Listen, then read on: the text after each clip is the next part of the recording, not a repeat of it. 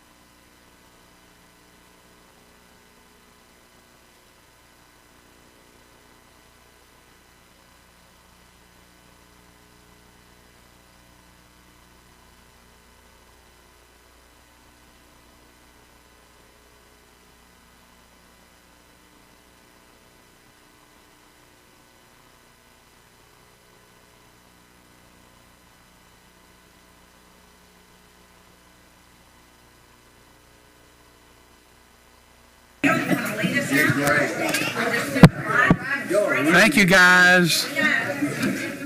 Thank y'all for coming. That was absolutely fantastic.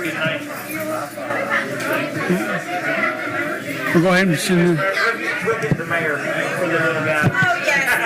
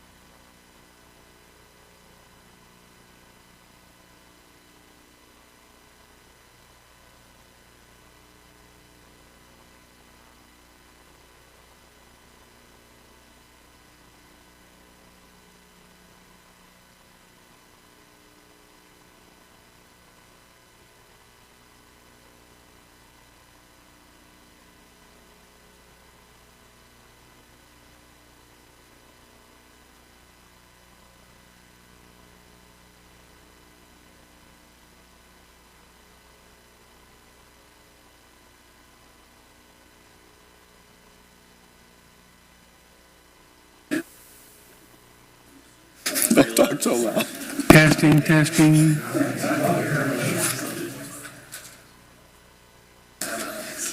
for that, I feel bad.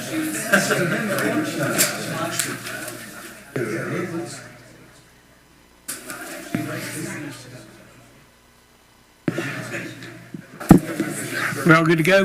We're good to go.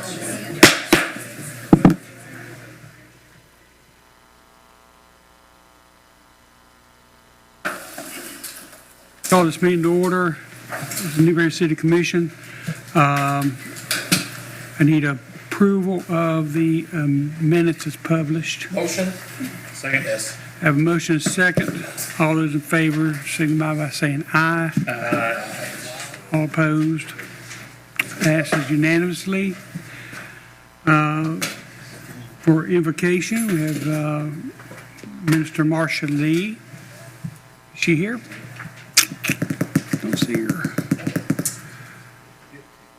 Would you like to do the invocation for us, Commissioner? Thank you. Stand for the invocation. Please stay standing for the Pledge of Allegiance afterwards.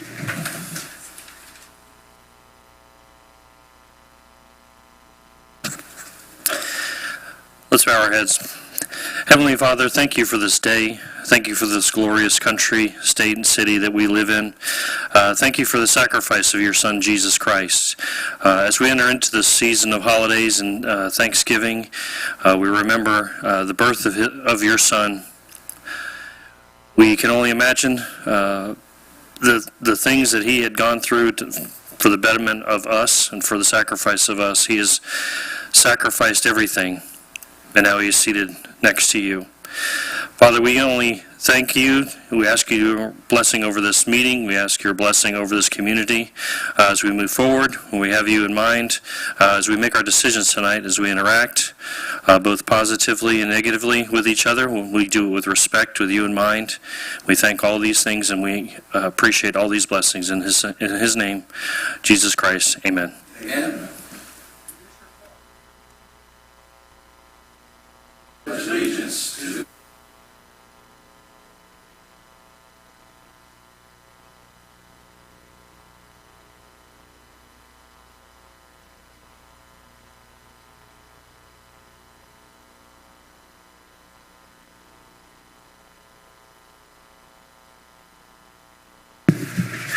So we're going to start with presentations tonight. Please limit to 15 minutes. We're going to start with the UF Economic Development Planning Class Project on redevelopment opportunities in the downtown Newberry. Thank you, Mr. Mayor.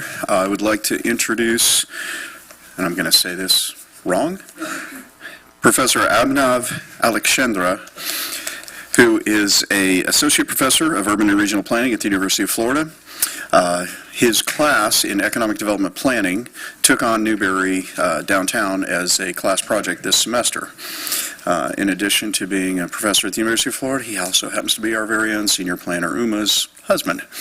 And that's how they learned about Newberry and got interested. So with that, I'll turn it over to Professor Alexandra. Welcome, sir. Good evening. And by the way, you got my name right. Absolutely right. So I'm Practicing all I sincerely thank you and the City Commissioner for granting our students the invaluable opportunity to present their work.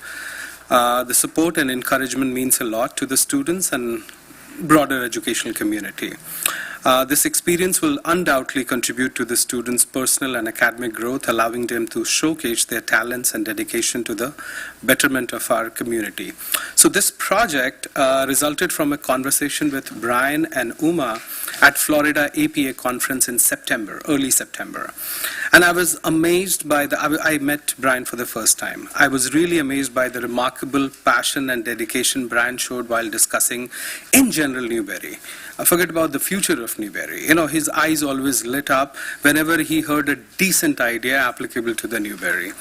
So today's presentation discusses some of the possibilities which can transform Newberry's downtown without utilizing a lot of resource. And when I say it, I'm very serious. I have a PhD in economics, and trust me, I do care about the resources. So we started working on this project in early October.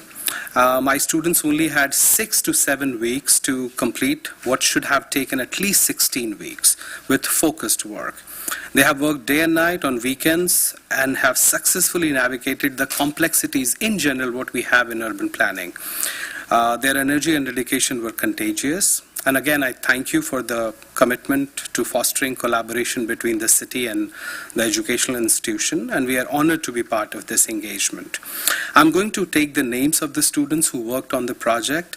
Richard Borzi, Leslie Collier, Fuhao Lee, Ivany Martinez, Michael Umali, Ari Rabinovich, Adrian Santiago, Ronnie Tian, and Singu Wu. And my student Ari Rabinovich will present the entire group work. Once again, thank you so much.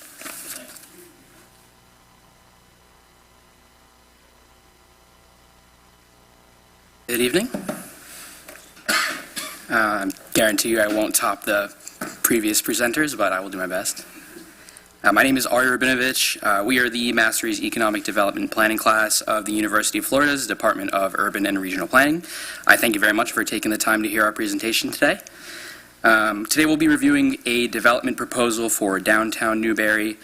We spent the past semester collaborating as a group and have created this proposal to highlight the unique small-town charm of what that attracts people to Newberry while providing some recommendations to create a more vibrant and thriving downtown space.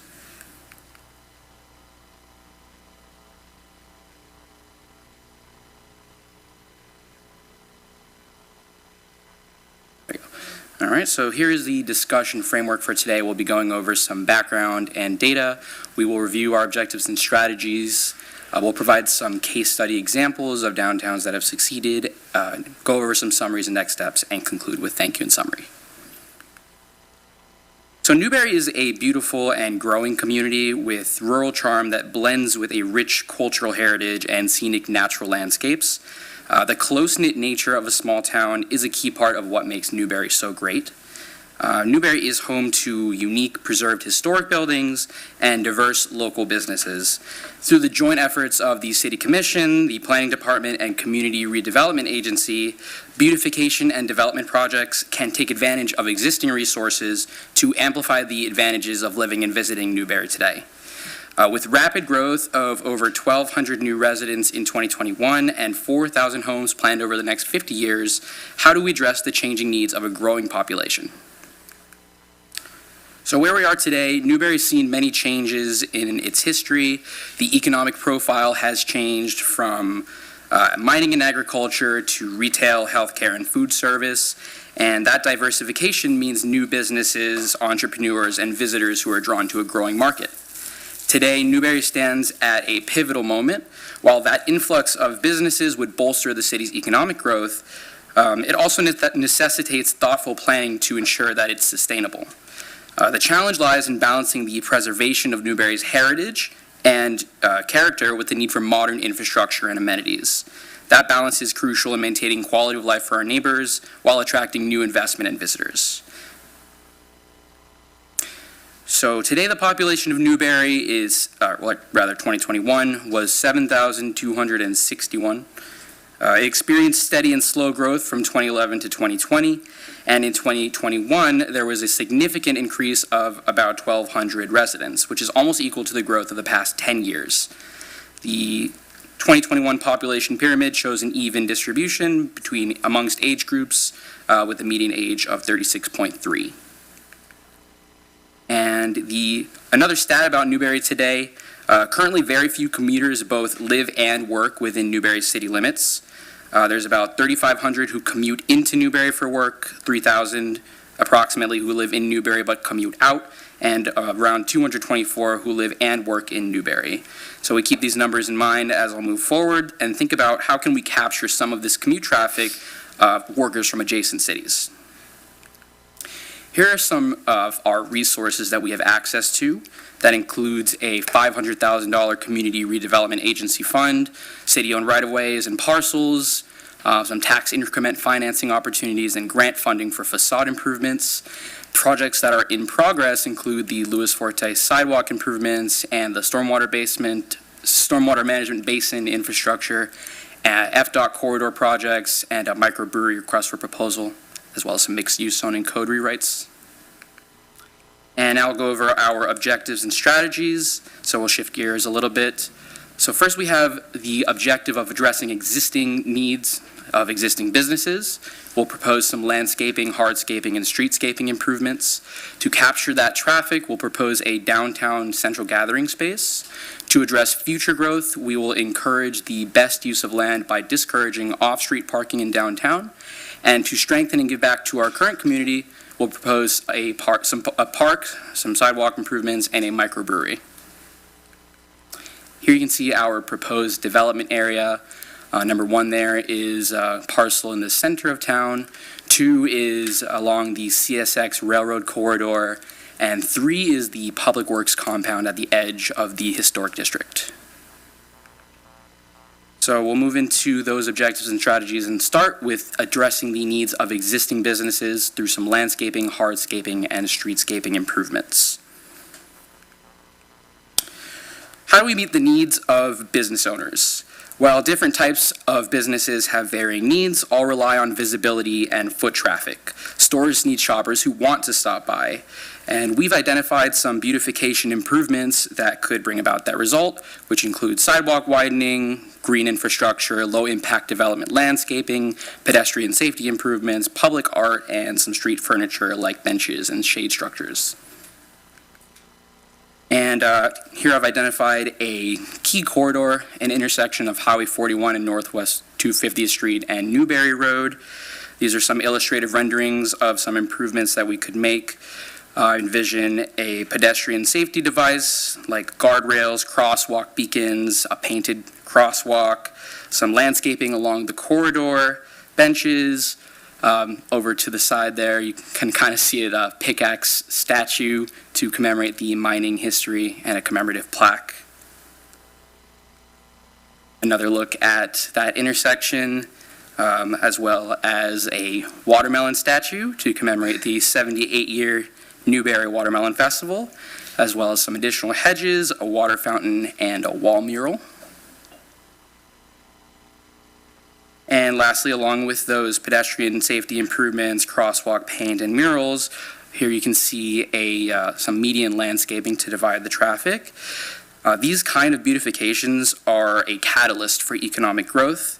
They both enrich the character of the community while boosting economic development by attracting visitors, encouraging local spending, and boosting property values. Our next objective is to capture that traffic by building a central downtown gathering space. Through the heart of downtown, Newberry Road sees high volumes of commuter traffic that pass through every day. Events like holiday festivals, farmers markets, and First Fridays could catch the attentions of passersby, and Newberry has seen some success with these kinds of events. Currently, the Newberry Main Street Farmers Market fills the role of hosting these events, but when it's not in use, the land sits vacant, which presents a unique opportunity to capitalize on some very valuable land. How do we draw attention, create a gathering hub in downtown, and give back to the community? Our strategy is a namesake plaza, downtown Newberry, built in a well-known central space, ready to host market days, concerts, or just a few friends, a family reunion, a lunch break. And we've identified this city-owned parcel as a way to both boost local economic activity and spend development dollars efficiently. Here's another view of that rendering that we've created. A plaza like this is the cornerstone of combining modern amenities with a small town feel. It preserves historic buildings by bringing more visitors downtown, and it creates a core gathering place, which strengthens communities' connections to each other. You can see some key features here. We have a stage that's ready to host concerts, Christmas choirs, or ceremonies. There's a large, it's a laser pointer, large downtown Newberry sign at the top of that stage, which turns the plaza into a landmark. There's a prominent American flag, which fosters a sense of civic pride and connects the space to the adjacent City Hall building that I believe is planned for construction. There's a clock tower to create another visible landmark, and it also helps establish the boundaries of the space.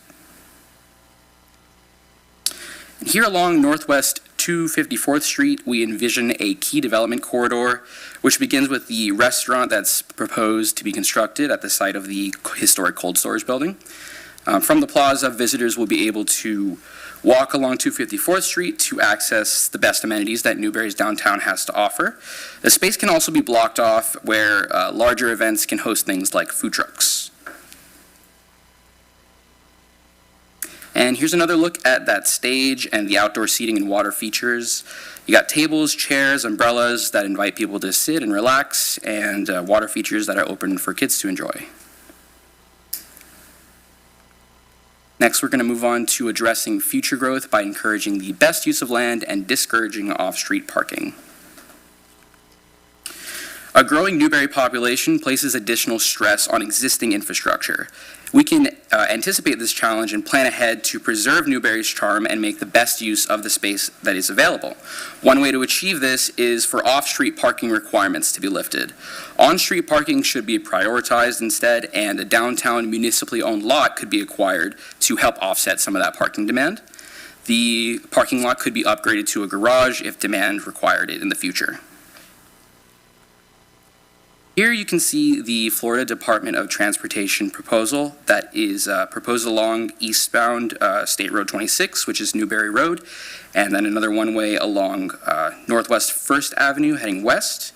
So to support current and future infrastructure needs and business needs, we propose a widened sidewalk as opposed to what is currently planned, and on-street parking along both sides of the travel lanes. In place of the bike lane, we would recommend a 1-inch reduction to each travel lane and a wider sidewalk to create additional space for increased pedestrian activity. And our final objective of strengthening and giving back to the community with a park, some sidewalk improvements, and a microbrewery. When leveraging public funds, land, and staff resources, it's important that the result creates value for the entire community. What we build will leave behind for our neighbors, our families, and our children. No matter what changes occur in the Newberry of the future, we can start to create spaces that people will love today. Our proposals are a park for a community that places high value on quality time spent outdoors and in nature, a microbrewery for a fuller Newberry experience and a place to celebrate, make friends, get to know your neighbors, and some associated sidewalk and pedestrian improvements. So here is our proposal for the Newberry Railway Park. We're looking at the CSX railroad easement along South Seaboard Drive, heading toward the library in the direction of Champions Park. The area currently has a tree canopy, existing pathways, and fills an unused site which activates public space. We're envisioning landscaping and flower beds to line pathways and create visual diversity, and a sunken water fountain with steps to sit and relax. Here's another look at a different entrance to that park, indicated by a large sign along the walkway, and there will be connected paths that are integrated throughout the park. And here we can see a strip of unused land along Seaboard Drive. We project that that space could be filled with food trucks, some tables, and some benches. And we were careful to consider costs, and we chose to incorporate this strategy in particular to bring crowds downtown in a way that doesn't require any permanent changes to the land. We also see that this space could be used as a dual-purpose space to host vendors and stalls during event days, as well as food trucks. And finally, the Power Plant Microbrewery. Across from the Louis Forte Park on the Public Works compound is an opportunity to combine community and nightlife. By repurposing an abandoned power plant building, the Power Plant Microbrewery will elevate the historic district and showcase unique architecture. And we also see that upcoming CRA improvements to sidewalks could connect this space and make it just a fuller environment, as a lot of people are already spending time by that park. And I'm sorry, a little bit over time here, but I'll wrap it up a little bit. We have a couple of case studies, one being Thomasville, Georgia, winner of the Main Street of the Month Award in June 2023. The Thomasville Downtown and Main Street won that 2016 Great American Main Street Award. Actually, it was 1998. They have organizations like Imagine Thomasville and the Downtown Economic Development Authority to connect businesses with state incentives and grants, and they've had success with events like First Friday Sip-In Shops or a Victorian Christmas event held in December. We have Dahlonega, Georgia, a 2016 Great American Main Street Award winner. Their redevelopment focuses on the Main Street approach, which drives a goal of increasing pedestrian friendliness. Simultaneously, they emphasize the promotion of local businesses to create a strong sense of place and community. They have a weekly farmers market within the downtown that drives traffic to the area. And lastly, we have Mebane, North Carolina. They have a historic downtown that prides itself on a mix of restaurants and retail shops. They prioritize preserving historic architecture, and they've even gone as far as to convert an abandoned furniture factories to some loft apartments. They recently opened a craft brewery located in a historic warehouse. And they have public-private sponsorships that help promote events like a hometown holiday celebration, a reindeer run 5K, a Christmas parade, and a downtown autumn fest. So finally, where do we go from here? We want to build a vibrant and thriving downtown Newberry. We're envisioning a Newberry New Chapter, which is a transformed downtown Newberry where the charm of beautification meets thriving economic activity. Serene parks, a buzzing nightlife, and pedestrian-friendly streets welcome residents and visitors. We'll turn passersby into patrons, imagining a conversion of the flow of traffic into a lifeline for local commerce. Our plan is about both attracting eyes, but turning each look into a stopover and every stopover into an experience. We want to harmonize community and commerce by creating a healthy Newberry with an intricate blend of community spaces and commercial opportunities where businesses flourish alongside public spaces. And finally, we can learn and grow from other successful cities like Thomasville, Dahlonega, and Mebane, and tailor their lessons to the unique fabric of Newberry to guide comprehensive and strategic planning. And I thank you all very much for your time. Thank you to the commissioners, the planning department, to Dr. Abhinav Alexandra, and to my classmates Richard Borzi, Leslie Collier, Fuhao Lee, Iwani Martinez, Mike O'Malley, myself, Adrian Santiago, Ronnie Tang, and Siang Wu. Thank you very much, and we're here if you have Thank you. questions. Do any of the commissioners have any questions or anything, or comments? Happy to answer anything. Do any, Thank you. Very good. do any of the citizens have any questions or anything? Will we be able to get a copy of this PowerPoint? Yeah, absolutely. Mike's got one, great, thank you. Thanks. It was a great presentation. If I was your professor, I'd give you all A pluses. I'm just, Thank you very much. just I saying. appreciate Can they have a picture here for the class? Yes, Sure. sure. Ari, did you draw the short straw and have to present? I suppose it went there, yeah. That's what you get for working on it for too long.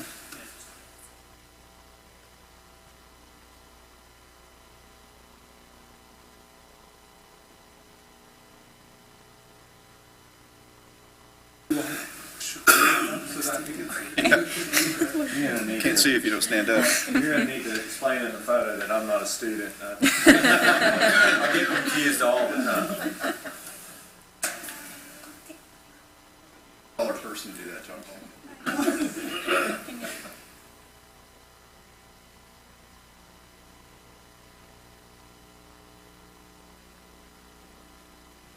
Thank you. Great job. I just wanted to say I really appreciate the work the class did on a very short period of time, and very little input from staff. I mean, we gave them a couple of things here and there. They came up with almost all that completely on their own, so. They got some good ideas. My biggest concern was we show the commission this, and they go, I want that, and I want that, and I want that. We're So, going to talk to Dallas. when we Yeah, I'm get down coming- there and see where the money's Yes, coming sir. from. I kind of like the idea of the clock tower and the downtown theater, and that can be kind of nice. So next we have stormwater assessment program presentation. Mr. Mayor, speaking of ways to generate funding for your downtown area, during the budget process, the commission discussed the possibility of implementing a stormwater assessment, primarily in the downtown area to fund capital stormwater projects. So tonight from Answer Advisory, we have Sandy Newbarth and Shane Black, who will be presenting an educational PowerPoint on how stormwater assessments work, some examples of stormwater assessments. We're not asking for any action from the commission tonight, just providing some educational resources, and then we'll be back in January to see if the commission would like to move ahead with implementing a stormwater assessment. So with that, I will turn it over to Sandy.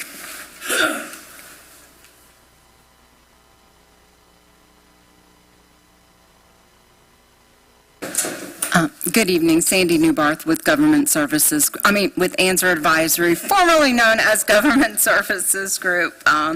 We work with you on your fire assessment, have been for years. And again, I have Shane Black, he's one of our project managers, took care of your fire assessment last year, and helps with the different assessment programs.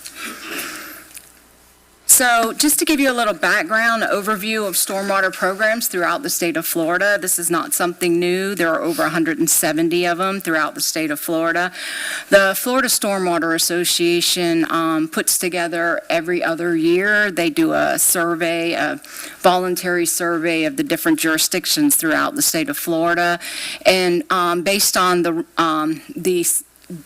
results of that survey that they did, there's about 170 stormwater utility programs in the state of Florida.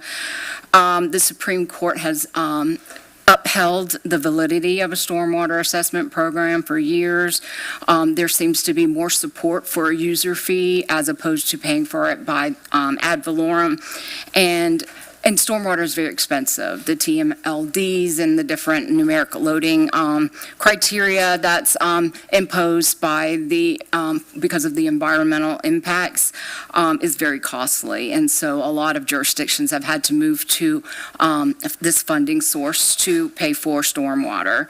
About 70% of the stormwater programs in the state of Florida use what is called an impervious area methodology, and that is the predominant, and that would be what we would suggest using for you. The other methodologies, which I'll explain in a little bit, are a little more costly to implement and not necessarily necessary.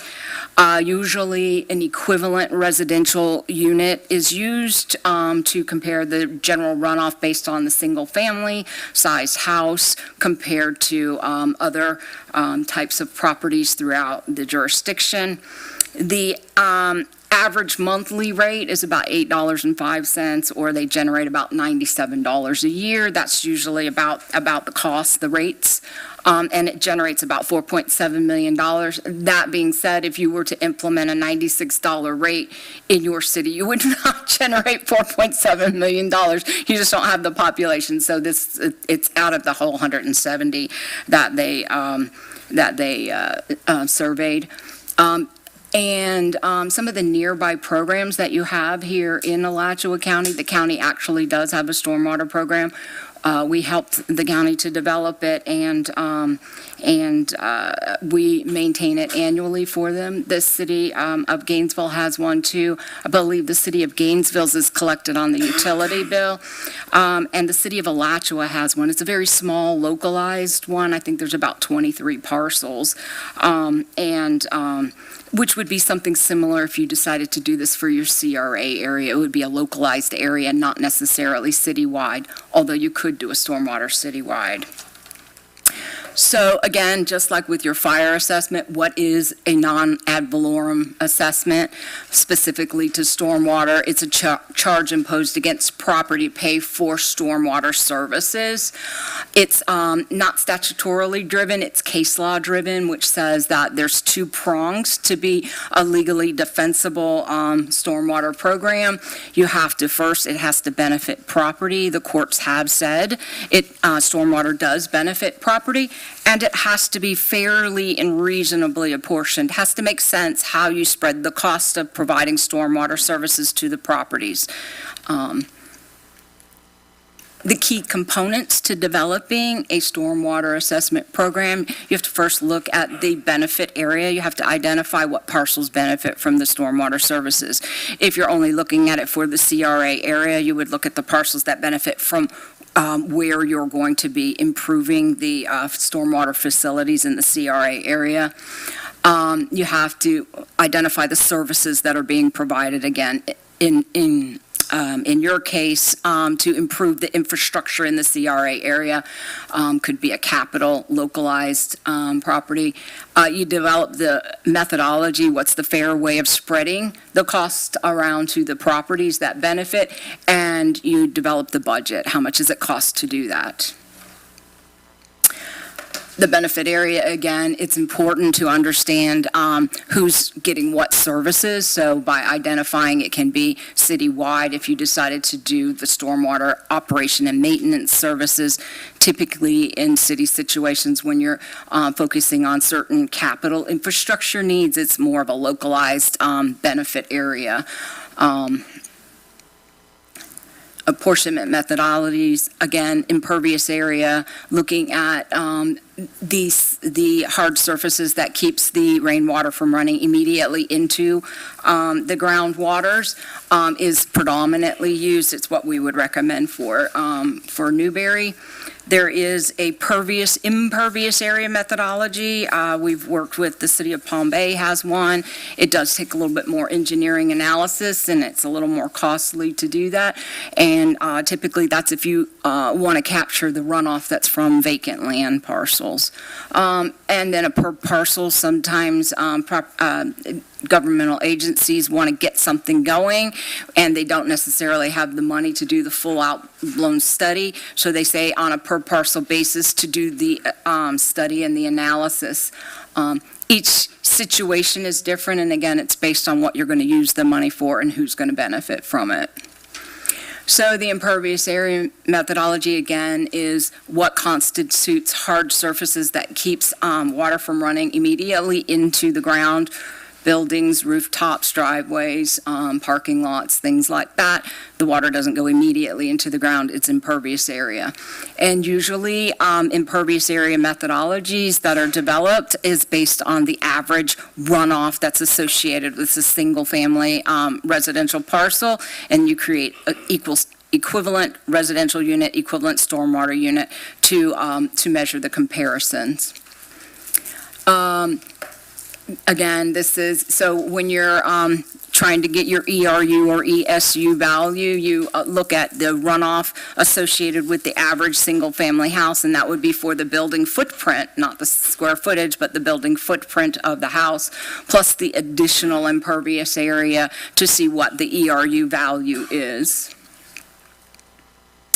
And then you would associate that ESU value to non-residential or general parcels. So in this situation, for 4,414 square foot ERU value, this store with 13,242 square feet would get 3 ERUs. Pervious impervious area methodology, again, usually this is when you have a reason that you want to charge vacant land parcels because they are, then the runoff is not quite as fast, so you get an engineering analysis and maybe you have to do soil tests and things like that to determine the runoff that's associated with undeveloped properties as opposed to developed properties. Again, it's not something that we would recommend for the city of Newberry because it does require a lot more engineering analysis and is a lot more costly to implement, but I just wanted to bring it to your attention.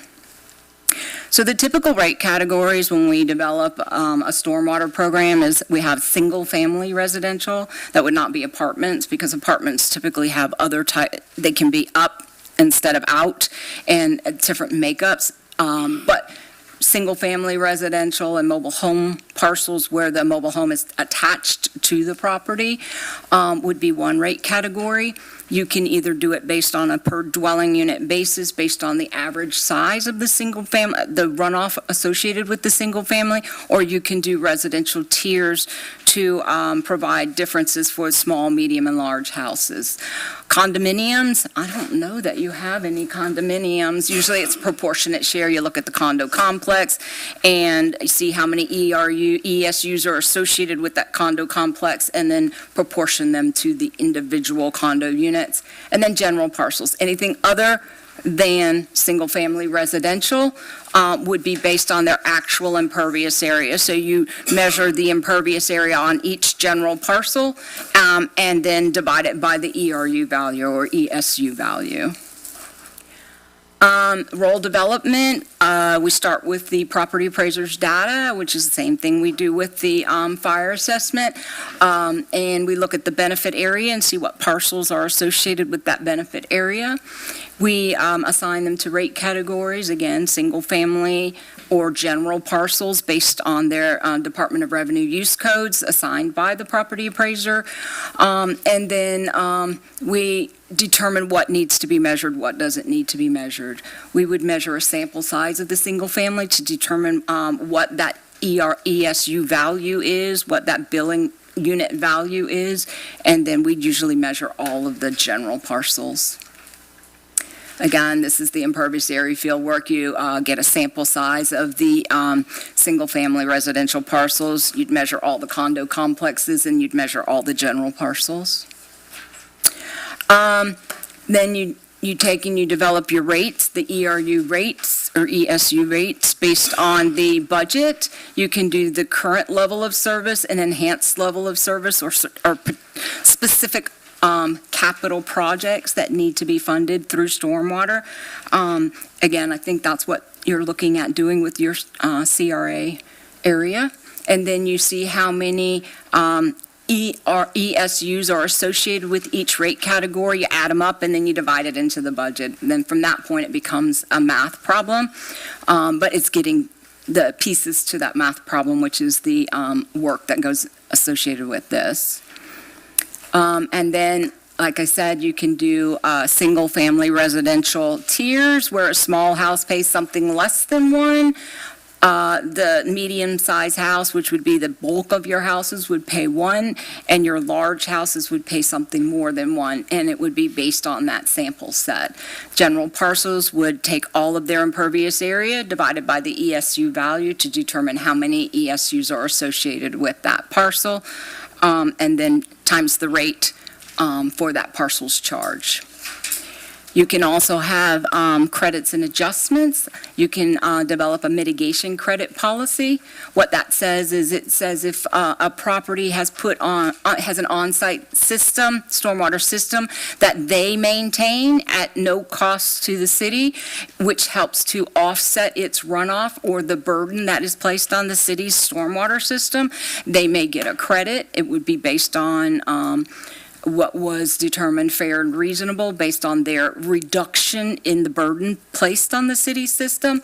And then adjustments is some specific makeup of a person's parcel. Say they have a moat around their whole property and the water never ever runs off. That would be an adjustment, not necessarily a mitigation credit. It would say that the makeup of their parcel shows that even though they don't have an on-site system or something, but shows that they don't provide runoff to the city system, and so their burden is less. And so there could be, on a case-by-case basis, an adjustment. So implementation, I believe you would want to use the tax bill. It does have the highest collection method. It's what you use for your fire assessment. The first year that you put any new non-ad valorem assessment program on the tax bill, you have to adopt a resolution of intent. When we put this presentation together, we thought you were possibly going to adopt that tonight. Staff has decided they wanted to get your input first, but they were going to be bringing the resolution of intent to you back in January because they have gotten consent from the property appraiser and the tax collector. So statutorily, it has to be adopted by December 31st or with the permission from the tax collector and the property appraiser by March 1st. So since they've gotten permission from the tax collector and the property appraiser, they're going to be bringing it back to you in January, so it gives you time to think about this. The resolution of intent, just so you understand, is non-binding. It doesn't require you to impose an assessment or use the tax bill or even do a study or anything like that. It is just to keep your options open to use the tax bill if for some reason you do move forward with a stormwater assessment. We have clients that do some neighborhood assessment programs throughout the year, sometimes none, sometimes some, and so they have a policy that they just adopt a resolution of intent every year in December, so it keeps their options open in case something comes up. Tax bill collection method is only one method of collection. You can use separate bills. You can use your utility bill. There's other alternative collection methods. This is just for that collection method. If you do decide to move forward with a stormwater assessment program, you need to do those steps that we talked about, determine what your ESU value is, and develop your role. Look at what the budget is, look at where the benefit area is, and to calculate rates based on that budget and the ESUs associated with that benefit area. And then after you got the rates, and you can also use this as to pledge against debt. And it also, if you are trying to get grant money, it can be matching funds for grant money. It can be pledged as matching funds. And sometimes when you're trying to get state grants and things like that, they want to see that you have a dedicated revenue source to pay back those, like if you're getting the SRF loans and things like that. And sometimes, sometimes you can get some smaller rural cities and areas can get some offsetting of, once you get it in place, then they can sometimes convert a portion of those loans into grants. But having a dedicated funding source helps with getting those grants because they see that you have something and you are dedicating certain amount of revenue towards that, and it does help with grants. So you would have to develop the program. You would have to adopt an ordinance. What an ordinance would do is would provide you with authorization to impose. You'd give yourself permission to impose stormwater assessments just like you did with your fire, and then you would set up the procedures. It doesn't have the methodology or anything like that. It's a procedural ordinance that authorizes you to impose stormwater assessments. Then you would you would develop the methodology and impose the methodology based on resolutions and the rates based on resolutions. Your initial rate resolution would have the full methodology and the rates and any exemptions or any of that stuff. And then you'd send first-class notices out, just like you do with your fire assessment, putting everybody on notice, inviting them to a public hearing. And then you would adopt your final rate resolution. The final rate resolution would be the final say-so on what the rates are going to be. Go, no-go, first of all, what the rates are going to be, and things like that. Once you adopt your final rate resolution, we would certify the roll to the tax collector. It would go on the tax bill just like your fire assessment. Then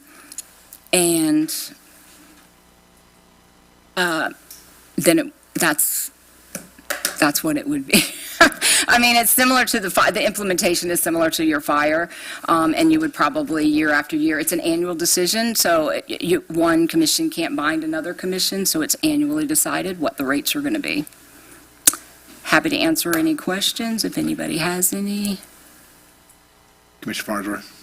So these rates are implemented to all the citizens? It would be implemented to the benefit area. So if you're only doing it for the CRA area, if the improvements that you're going to do is only going to benefit a specific area, you can only charge that specific area.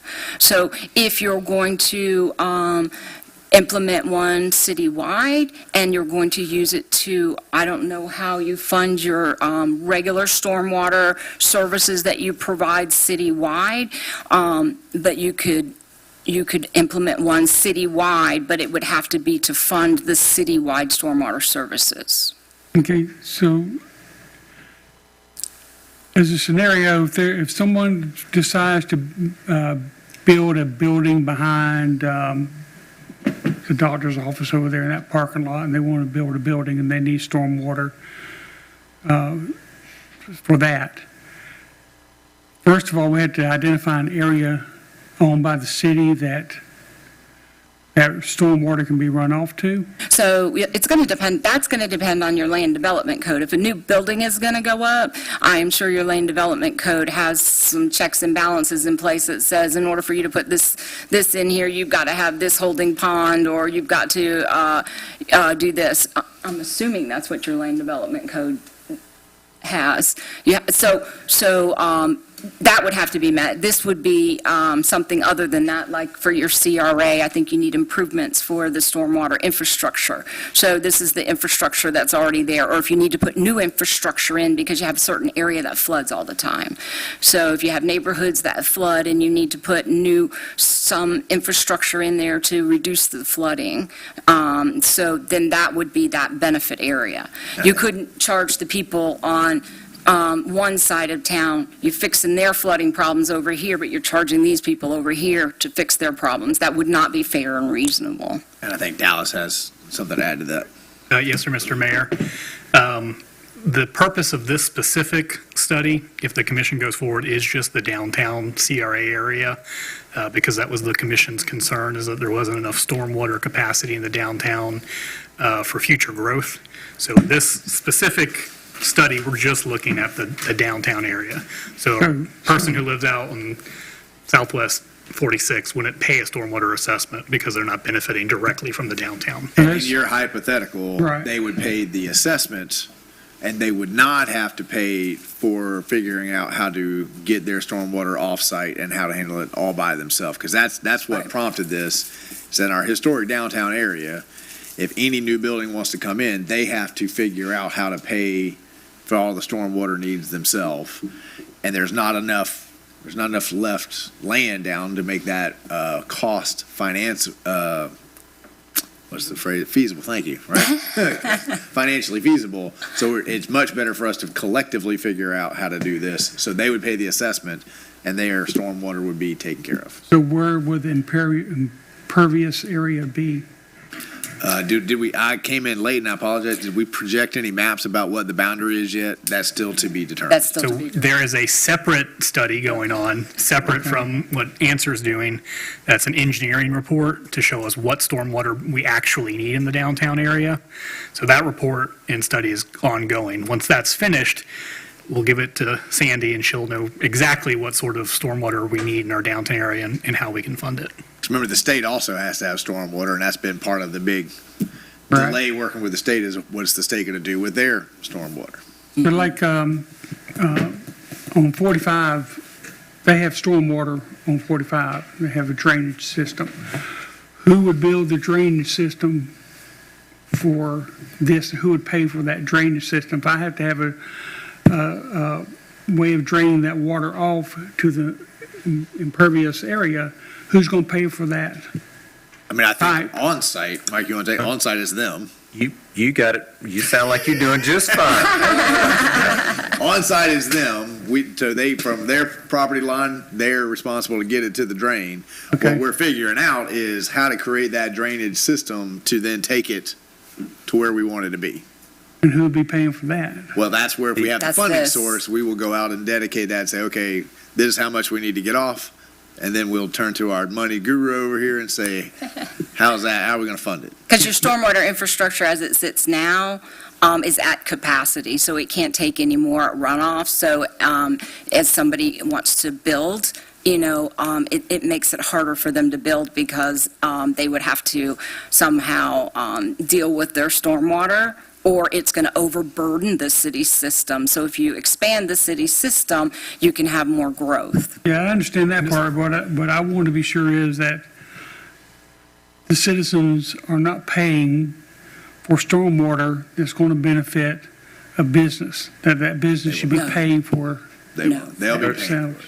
The businesses will, because most of the business is downtown, right? The revenues that go in to the stormwater utility or the assessment area, if the commission approves it, will be used to fund the improvements. So every time a business writes a check to buy 5 ESUs, and they're going to discharge into the system, the revenue from that 5 ESUs is what's paying to build the system. It could be paying debt service. We could have taken out debt to build it, or we could be doing it in a cash basis because we built up some reserves, and then we go out and we put pipes in roadways and we build retention areas. If you pay for it with the general fund, then everybody in the city is going to pay for it.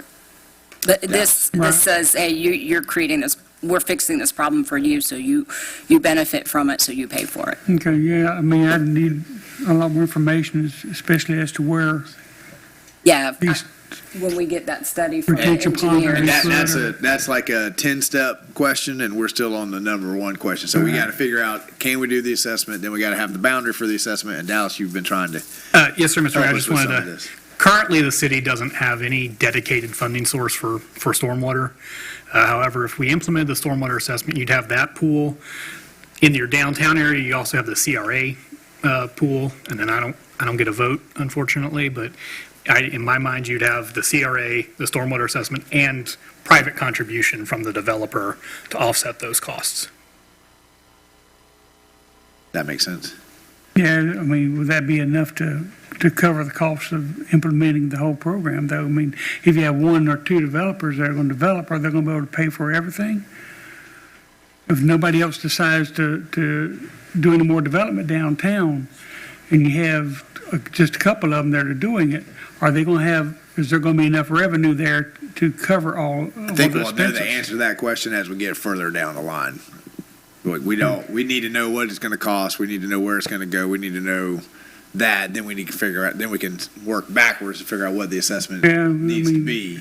In my But right mind, we got the cart ahead of the horse here. so- Well, but we can't go any other direction. So this is the first step. And the issue that we've heard out of all the visioning sessions and in the comp plan is, how are we going to keep the downtown thriving? And right now, you can't build any new buildings, any businesses downtown because of this issue without it costing you $200,000 to handle your own stormwater.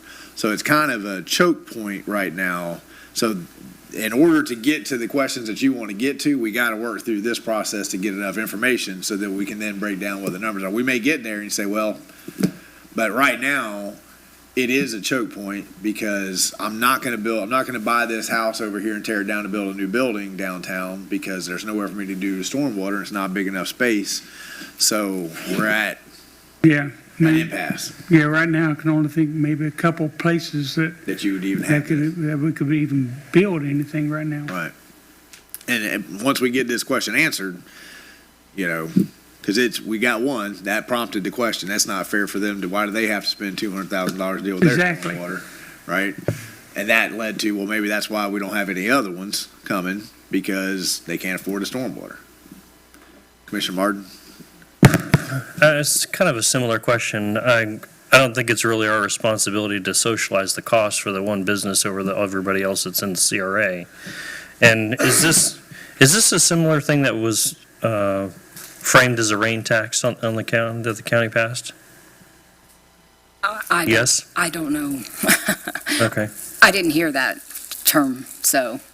Okay. And we helped them implement it in 2017, but I didn't hear the rain tax. I will point out that there are efficiencies, community-wide, to have, instead of, if you have 1,000 parcels in your downtown area, each one of them develops and you need 1,000 small retention areas, one on each parcel, versus through an engineering study finding, 8 properties that could take a large retention basin. There are a lot of economies of scale in building the large basins and allowing the property owners that are having to hold out 35% of their property as undevelopable for a retention area, allowing them to discharge into that. It's a business model that, when properly employed, really gets you a lot of mileage out of the available property in a downtown area. So the purpose of the analysis is to see if there's enough juice in this squeeze. If we understand the concept, but let's talk specifically, could it be financially beneficial for Newberry? We run through this analysis and determine what those costs would be versus what the cost of on-site development are. I can just tell you at City Hall, we didn't have enough land for retention on-site. We explored off-site, couldn't negotiate a deal with the only available property that was downhill, couldn't get that deal done, and so now we are putting in an underground stormwater retention basin at a cost that is probably, well, there's an expert in the room. How much, if I'm going to speculate, it's $350,000, and if we were doing an open basin for City Hall, okay, so it's increasing our cost by 100% to do a retention basin. Now, if you multiply that across all the parcels in downtown Newberry, you can see where the economies of scale could come in if we can identify large basins, especially if we partner with FDOT, who may have land already owned, have a basin there, and there's an opportunity for us to acquire the land from FDOT and expand it and still continue to receive their stormwater. So I don't know that it's done and that staff will fully get on board with, we got to do this. I will tell you that staff is on board that this really merits our consideration. It may be a key element of spurring revitalization downtown. And staff team's kind of been promoting it internally. And I probably was the guy dragging my heels, and then we were in Tallahassee and I saw how they had employed it to really spur some redevelopment downtown, and that got me thinking that we should put more into it. And then it was really the mayor during the budget season, he started asking questions about it and kind of got it back on our radar again. That's how we got it in this year's budget. So it's an opportunity for us to spend 6 months evaluating a program, a funding tool, as you guys always ask us to do. What are some alternative ways to get some of the things that we don't think we can afford to do? But I think this one potentially has some real merits for our downtown area. Commissioner Martin, you have the floor. Yeah, I guess I'm potentially receptive to receiving the information. I'm not in favor of it necessarily costing us too much, because I'm hearing this battle brewing of volunteerism versus force-placed. I would be much more receptive if it was voluntary. by the business owners versus using the levers of government to kind of force place it on everybody that's in an area, because you could potentially have a building in the CRA area that has been perfectly fine all along, they're not changing, and all of a sudden we're assessing, a charge on them that is not potentially something that they asked for or they wanted. Benefit is debatable, I suppose, but I'm not poo-pooing the idea. I'm receptive to the information, but very cautious at this point already, just on the initial. Other thoughts? Because at this point, it really is get some more data, get some more information.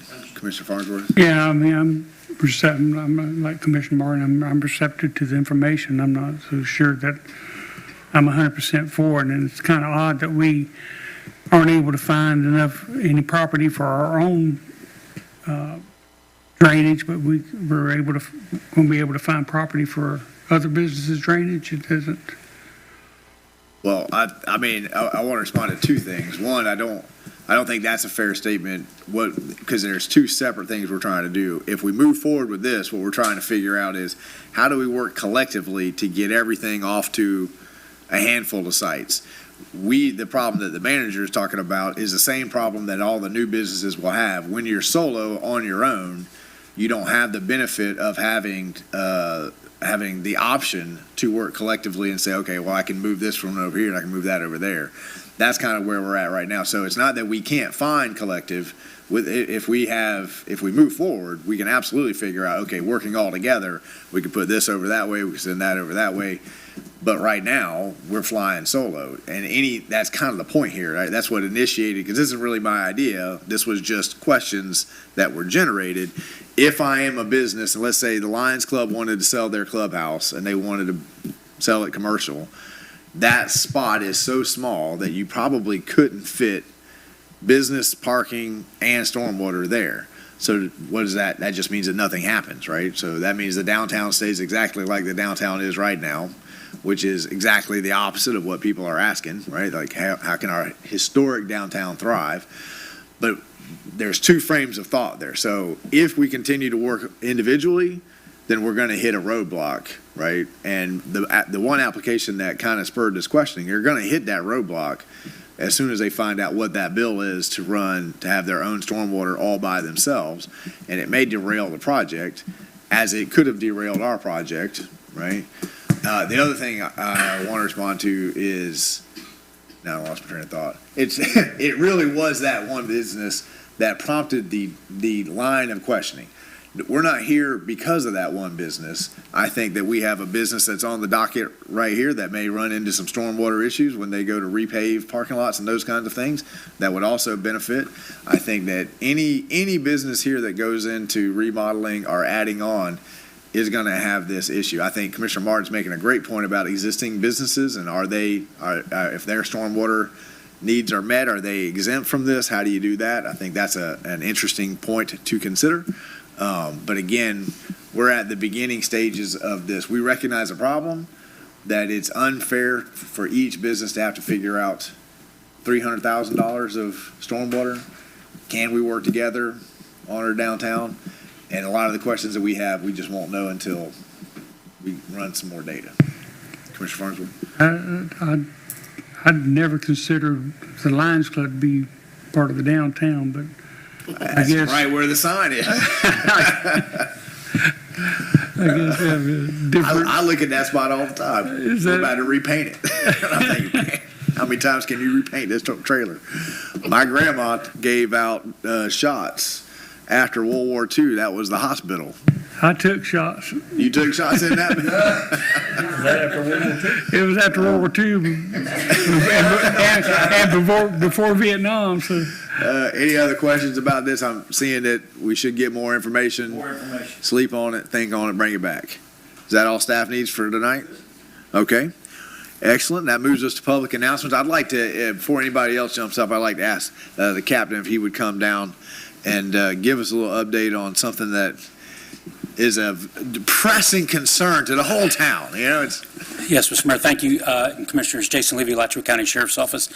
I know you're going to talk a little bit about something with 15th Avenue later, but one of the concerns that we've seen on social media and some questions that have been brought up is the traffic issues at 15th Avenue and Southwest State Road 45. We're working on some, I don't want to say solutions, but working on ways to try to mitigate a lot of that traffic.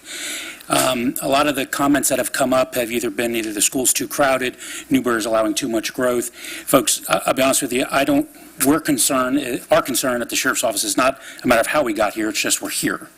And one of the biggest issues is that there's some people that have raised some issues about safety there. We've had people directing traffic, and one person works for us almost got hit. And some of the folks driving through aren't really paying attention, or to them it's like it's a nuisance because there's a school zone. It's not our goal to go out there and just write tickets and be the enforcement branch. We want to work more with the educational branch first. But enforcement is important, or if it's needed, and some people through enforcement get the ticket written by themselves, to themselves, in some aspects. Our concern that we're going to work with our partners, besides not just the city, but also with the school and a couple other areas, that we can try to put some educational items out there, maybe redirect or reposition traffic, maybe relook at how traffic comes into the school. I know it's something the school board's going to have to want to either decide to do, assist us with, or be willing to do, but if we don't have some give and take on each side to try to make something work better, then the problem doesn't get any better. I'm more than welcome to give my office phone number, which is area code 352-367-4115, 367-4115. People are welcome to call and discuss it. There's a huge science behind not just traffic direction, but how traffic is laid out, ways we can and can't direct traffic. I'm not into the keyboard warrior stuff where I can get on Facebook and type all that stuff. I'm not going to get into that, but people are more than welcome to call and discuss it. I'll be more than happy to, but please know that there is something that we're working on. We got school for a couple more weeks, and then school is out for a couple weeks. I know the construction on 15th Avenue might also cause some hindrance or delays until the roadway's done, but we have to get the immediate problem fixed before we can look at the long-term solution. So just want to let you know that is on my radar and my office's radar where I'm at, and we are trying to mitigate it as much as we can. But there will have to be some community buy-in and help. Some people might have to make a left instead of a right and go a different path, and if they don't know another way, then we can give them maps. But you might have to be a little bit creative in your driving endeavors to get out. Hopefully we can take some more of the people that are in the neighborhood right next to the school, and they can use the side entrance of the school and go in there and not even go out to 15th Avenue if they don't have to. But again, there's a lot of things we're trying to do, but we're trying to make sure all the people involved agree, or at least are open to trying different things. So just wanted to give an update on that, because I know it's been a small topic item here and there. Well, we appreciate that, and please pass on our gratitude back to the sheriff, recommitting to that partnership to work there. And I think that after our conversation, I've had a lot of conversation with residents. They understand that a couple of bad apples may have spoiled it for the bunch, and I think everyone's hoping that we can recommit to obeying the signals of the service tech there, certainly if there's an officer there. And so just pass that gratitude along. Yes, and if there's any way you can let any of us know ahead of time that if service tech's not going to be there and officer's not going to be there, Commissioner Martin is a great traffic director. He's done it before, and if we have just a little bit of advance notice, we'll get somebody out there. And if they try to run Commissioner Coleman over, that do more damage to the car than to Commissioner Coleman. Yeah. So we are ready to work together, and I would say on that point, Mr. Manager, if we could reiterate to FDOT that we would love to see that roundabout there a greater level of priority. That certainly is. There's some structural things here that are just going to have to change with that intersection in order for us to be successful here. Right, but one thing that's usually off the table, unfortunately, unless other things happen, would be a traffic light and how that intersection is designed and other things. DOT has discussed that it won't happen unless they like the roundabout happen. idea. Right. I just don't think we're agreeing necessarily on the time that it needs to happen. Right. We'd like it to happen tomorrow. I'm not sure if they've even given us a timeline, but that's if we can get that timeline that we can start communicating to them. And I don't know, there may be some cost savings if we could work out when we're there doing our work on 15th. That might light a fire, although FDOT usually doesn't care too much about that part. Yes, sir, and we'll redirect that also with the community traffic safety team that has all the partners in the area for DOT, for state and local, and we'll see if they might have an answer, a better answer they can forward us for that as well. All right, we appreciate it. Yes, sir, thank you. Thank you. Other public comment? Anybody else here to speak? Something that's not on the agenda tonight? Hearing none, we will move on to the consent agenda. I have a motion to approve the consent agenda as it was published. Motion was made by Commissioner Clark, seconded by Commissioner Farnsworth. All those in favor signify by saying aye. Aye. Motion passes unanimously. That's going to take us to our first public hearing of ordinances. There's a request by City of Newberry Building Safety Department to amend the Code of Ordinance pursuant to the recently approved 8th edition of the Florida Building Code and Chapter 1 effective January 1st, 2024. Mr. Attorney, would you please read on first reading ordinance 2023-37 into the record for us? Yes, sir. Mr. Mayor, this is an ordinance of the City of Newberry, Florida, adopting the most recent Florida Building Code.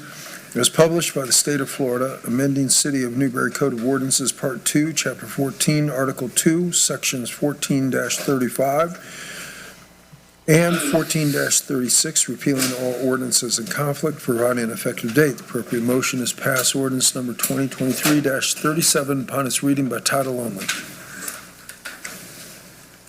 Go ahead, Brian, take it away. Thank you, Mr. Mayor. Unfortunately, our building official, Scott Thomason, took ill this afternoon, and so I hope it's not the flu. Went home. Rather than potentially infecting everybody in the room, I asked him to go ahead and go home. I told him I'd cover for you so you get me, and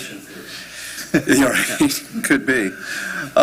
So we'll go through this briefly, and hopefully if you have any questions, I'll actually be able to answer them. If not, I will write them down, and we'll get you an answer.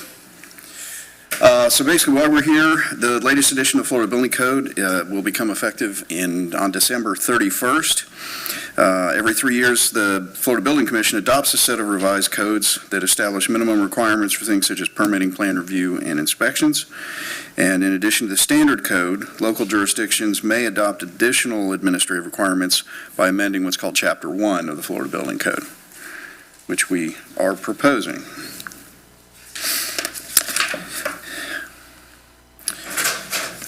Just briefly, the Florida Building Code, most of y'all are pretty familiar with it, I think. It's based on national model building codes, has additional Florida-specific codes. Example would be, the wind load requirements because of our higher hurricane risk in Florida. And then the Florida Building Commission collaborates with the State Fire Marshal to ensure that the building codes and fire prevention codes are consistent with each other. No conflicts there.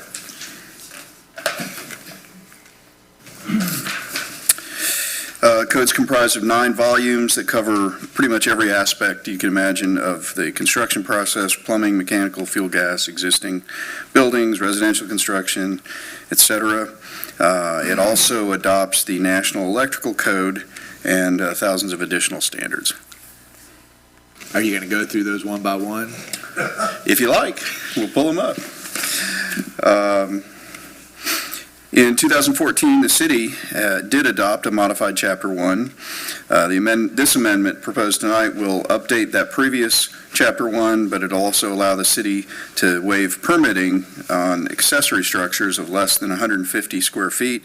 So, for example, we won't have to require people to get permits for sheds or gazebos, those prefabricated structures that people like to put in their backyards.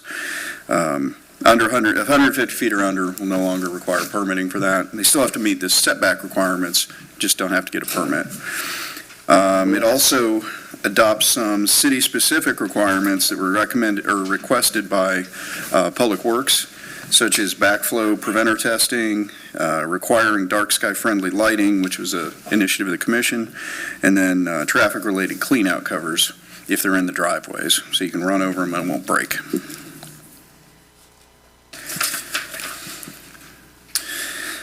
So, in conclusion, building department staff have been working in advance of the new adoption of the new Florida Building Code to ensure that our contractors are aware of the coming changes so as not to create any slowdowns in their workflow or ours.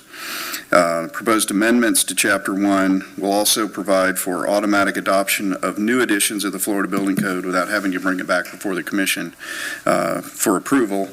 That, however, would not include changes to Chapter 1. Any changes to Chapter 1, because they're locally specific, would have to be approved by you as a commission.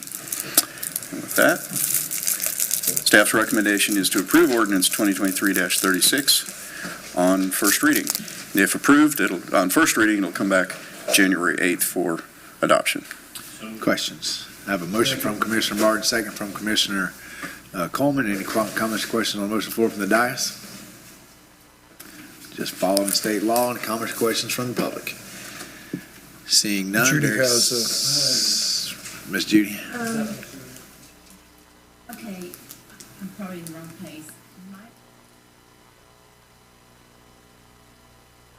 Oh, yeah, that up there says -36. I'm good, I just need to know which one. My agenda says 2023-37. Is that just a It's typo on that probably a slide? typo in the slide. Yeah. Yeah, whatever the ordinance that the Judy city put it up attorney here has. for a reading, for a reason, so let me see. Give us 30 This seconds. is 2023-37. 37. Okay, so just a typo on the slide for the record, and we read 2023-37 when we read it into the ordinance.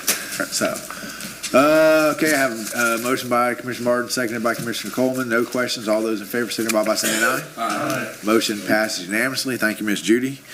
Always taking care of us. That's going to move us to United States Department of Agriculture Rural Development Loan Application. Dallas, go get us that money. I'm going to do my best. Maybe.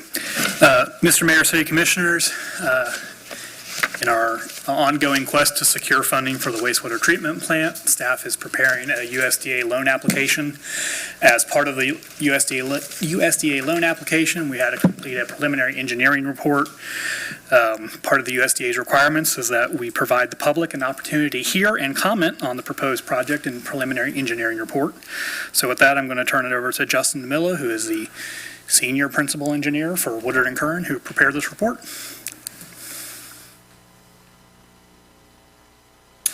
Thank you, Dallas. I'll do my best to be brief, as a presentation that I gave very similarly back in June of 2022. So here we are a year and a half later. This is now, as Dallas mentioned, this is a new opportunity for funding.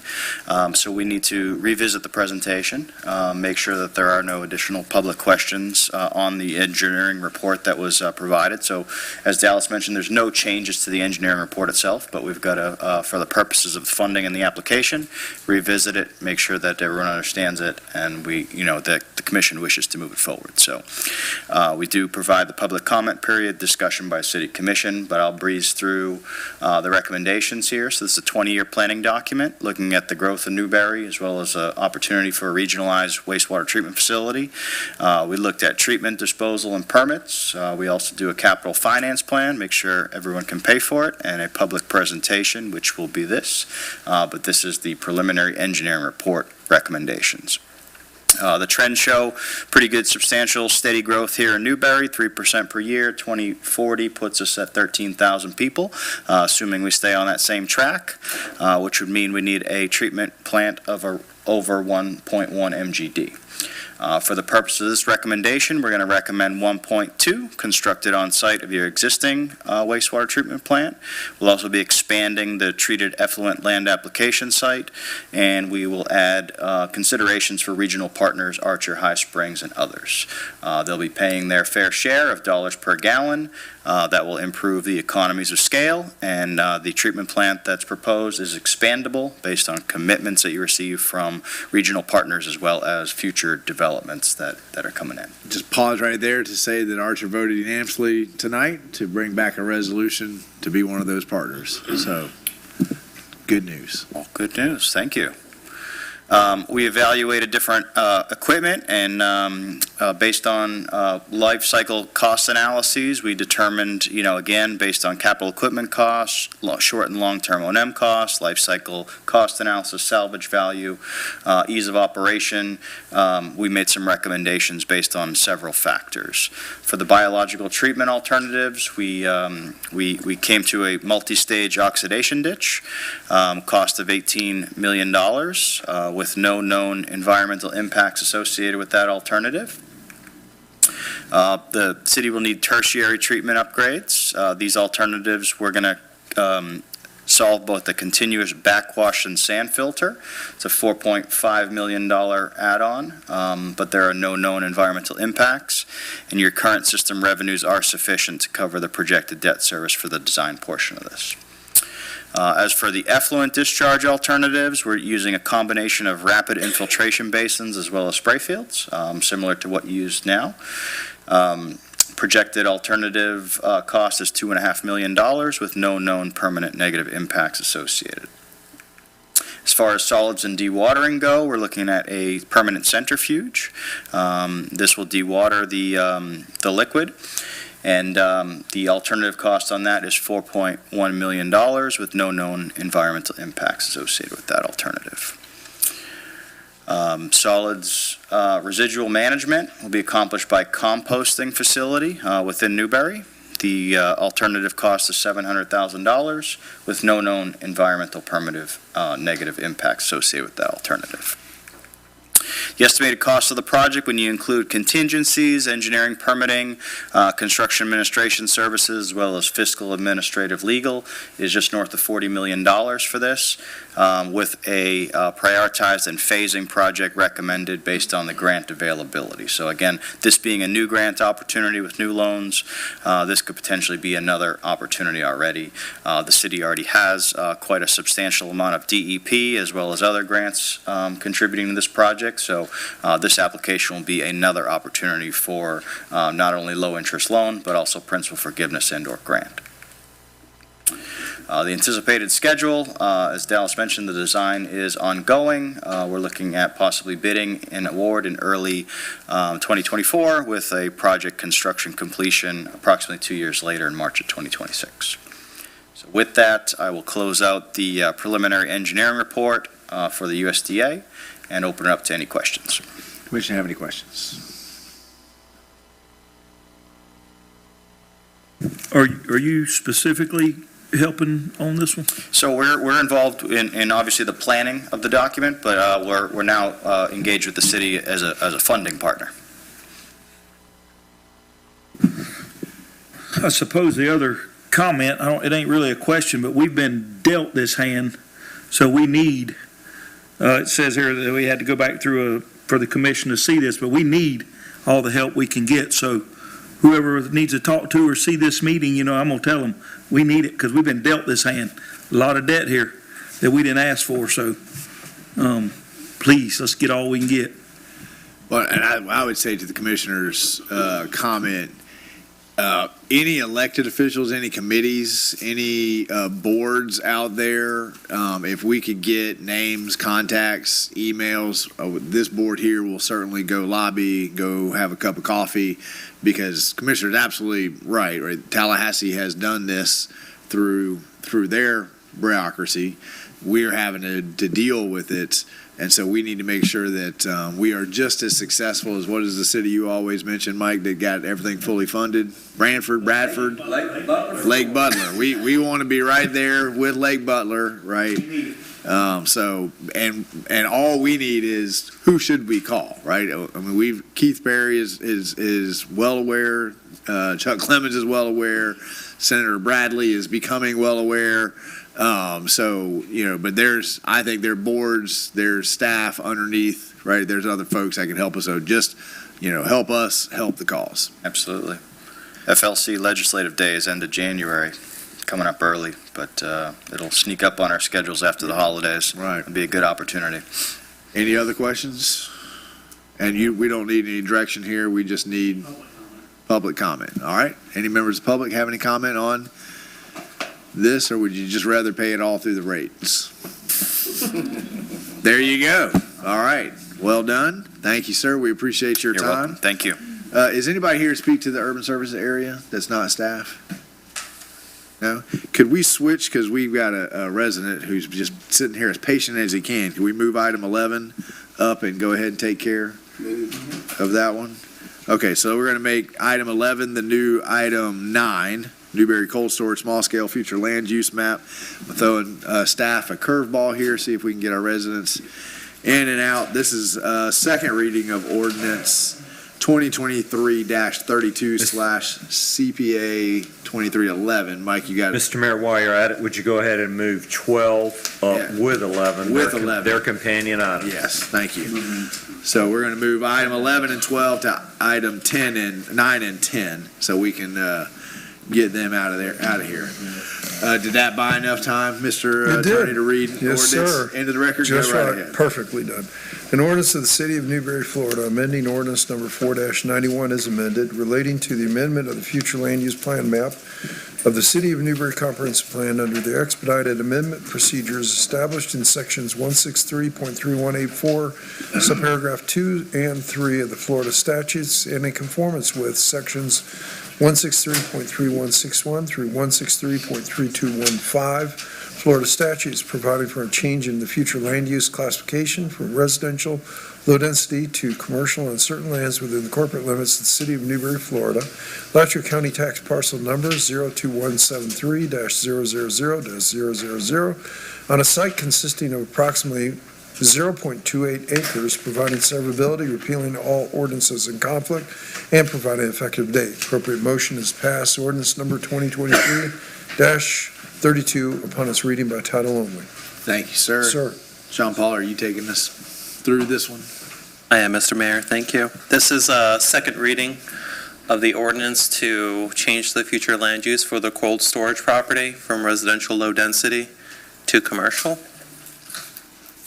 And once the slides get loaded, I'll continue with the presentation.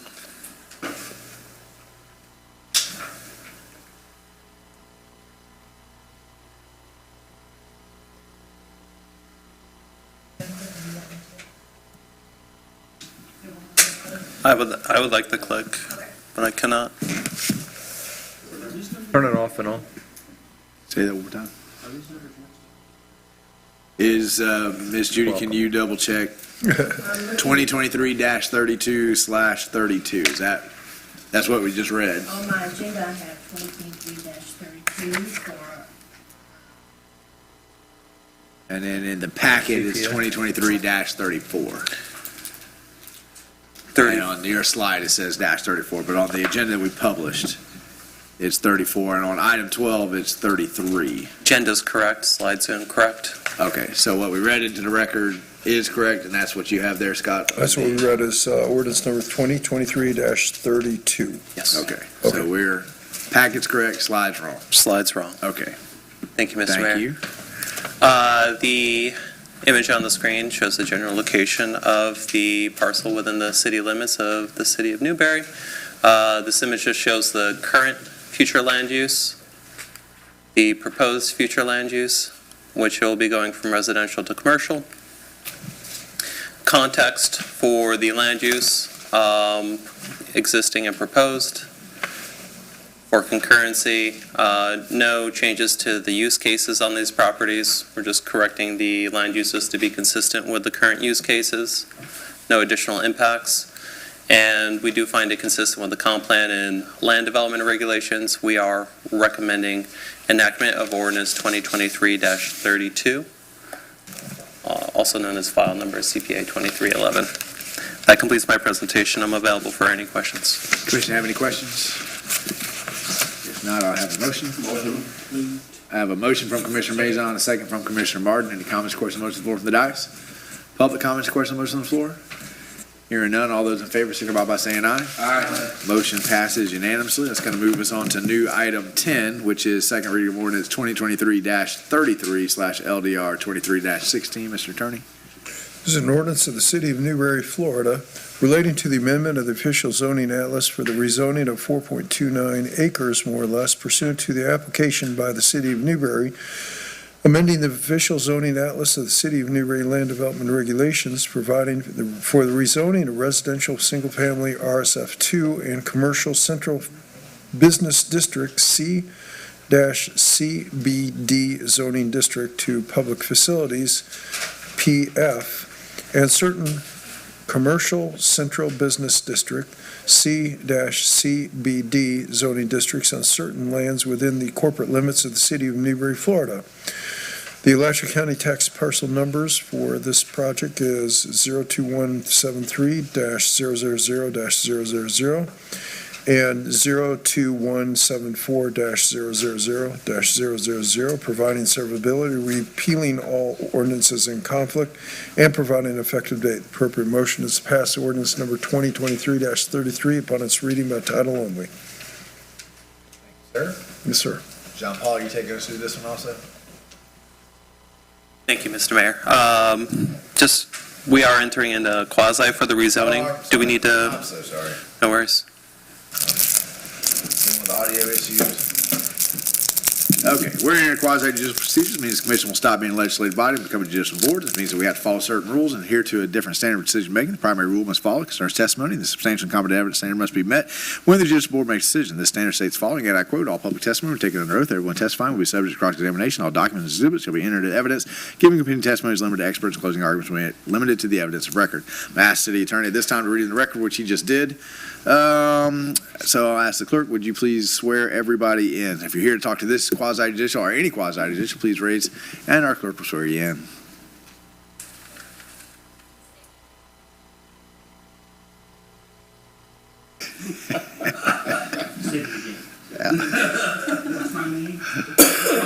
I should have. Do you hereby swear from the testimony you're about to give is the truth, the whole truth? Thank you, ma'am. We need to disclose any ex parte communication. Remember that ex parte communication or any conversation or transmission of information that may have bearing influence on any member's decision making. Commissioner Coleman. None. Commissioner Clark. None. Commissioner Farnsworth. None. Commissioner Martin.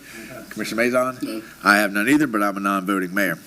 I'm going to explain the order of presentation that will follow for every quasi-judicial item before us tonight. First, we're going to hear from staff with an overview. Then the applicant has the opportunity to make a presentation. If the applicant waives the right to make a presentation, then the staff will go into their presentation and recommendation. I've not been contacted by anybody wishing to claim third-party intervener status. That's going to move us right to public comment. Any members of the public wish to speak to this agenda item have 3 minutes to do so. Then the applicant can cross-examine, staff can cross-examine, members of the decision-making body through the chair can ask questions. Then we'll hear final arguments from the applicant and the staff. I didn't miss it. I got it in my brain now, right? City attorney will advise decision-making bodies to belong to factual findings. Then we'll enter into deliberation. After deliberation, motion will be made to accept, table, deny. That's the presentation we're going to follow. John Paul, take it away. Thank you, Mr. Mayor. John Paul Perez, Planning and Economic Development Department. The request before you tonight is rezoning of the City Hall block. Generally, that includes the cold storage property.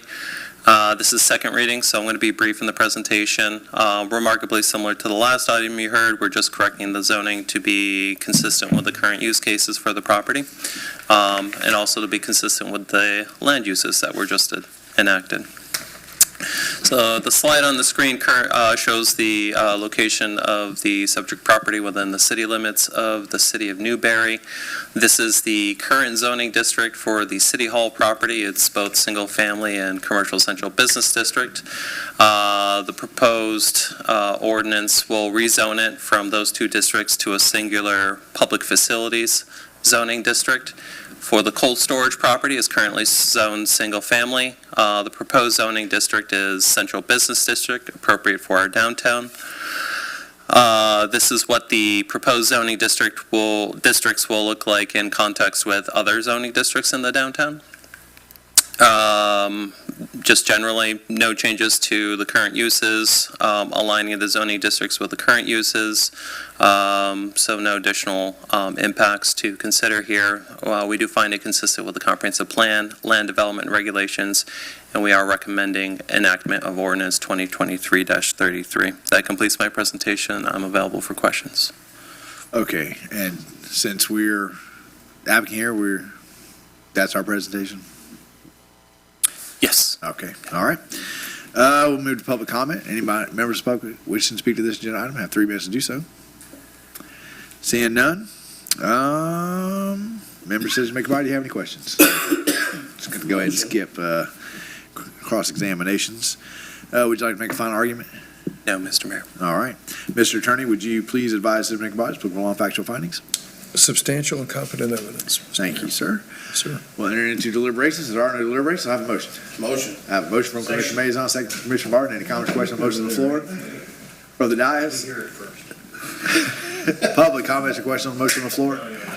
Seeing none, all those in favor signify by saying aye. Aye. Motion passes unanimously. Thank you. That takes us out of quasi and back to new item 11, which is the urban services area. Is that correct? Yes, sir. Did that right? Perfect.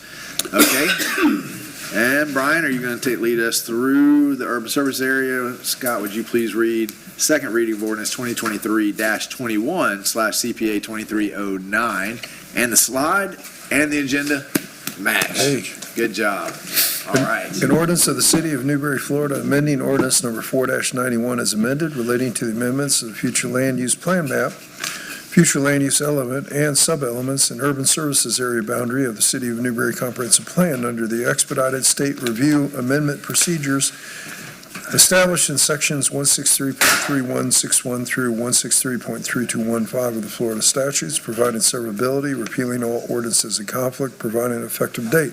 Appropriate motion is to pass ordinance number 2023-21 as read by title only. Thank you, sir. Brian, take it away. Thank you, Mr. Mayor. If it seems like we've been working on this for over a year, we have.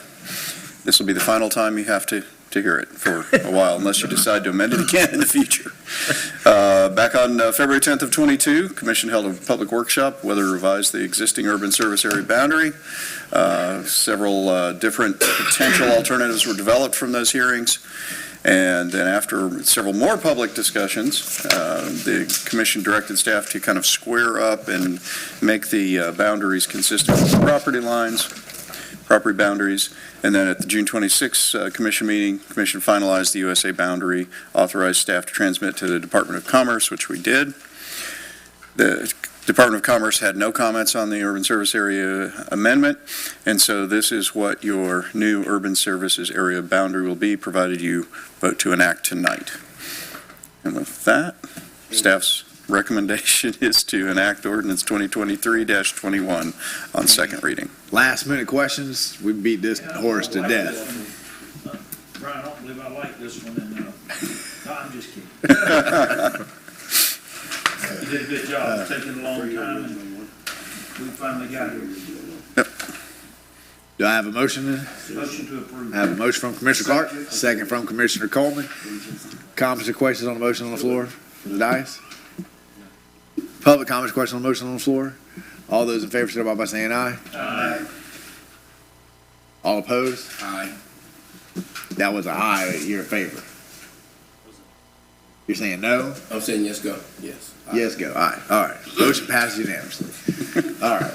I can read his face. I know what he's. Yeah. Yeah. That takes us to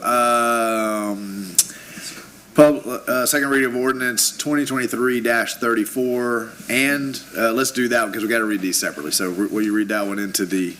Yes, sir, Mr. Mayor. This is an ordinance of the City of Newberry, Florida, annexing certain portions of unincorporated Alachua County that includes tax parcel number 02659-000-000 as more particularly described in this ordinance, as petitioned for by the property owner pursuant to Section 171.044 of the Florida statutes, making certain findings, providing for land use, zoning, and land development regulations, and enforcement of the same, providing directions to the clerk of the commission, providing a severability clause, providing an immediate effective date. The appropriate motion is to pass ordinance number 2023-34 upon reading by title only. Thank you. John Paul, you want to give us the presentation for both, and then we'll just go through the motions. Yes, Mr. Mayor. The final slide has two recommended motions for each ordinance that's being heard under this one presentation. Annexation 37, this is second reading of this, so I will be brief with my presentation.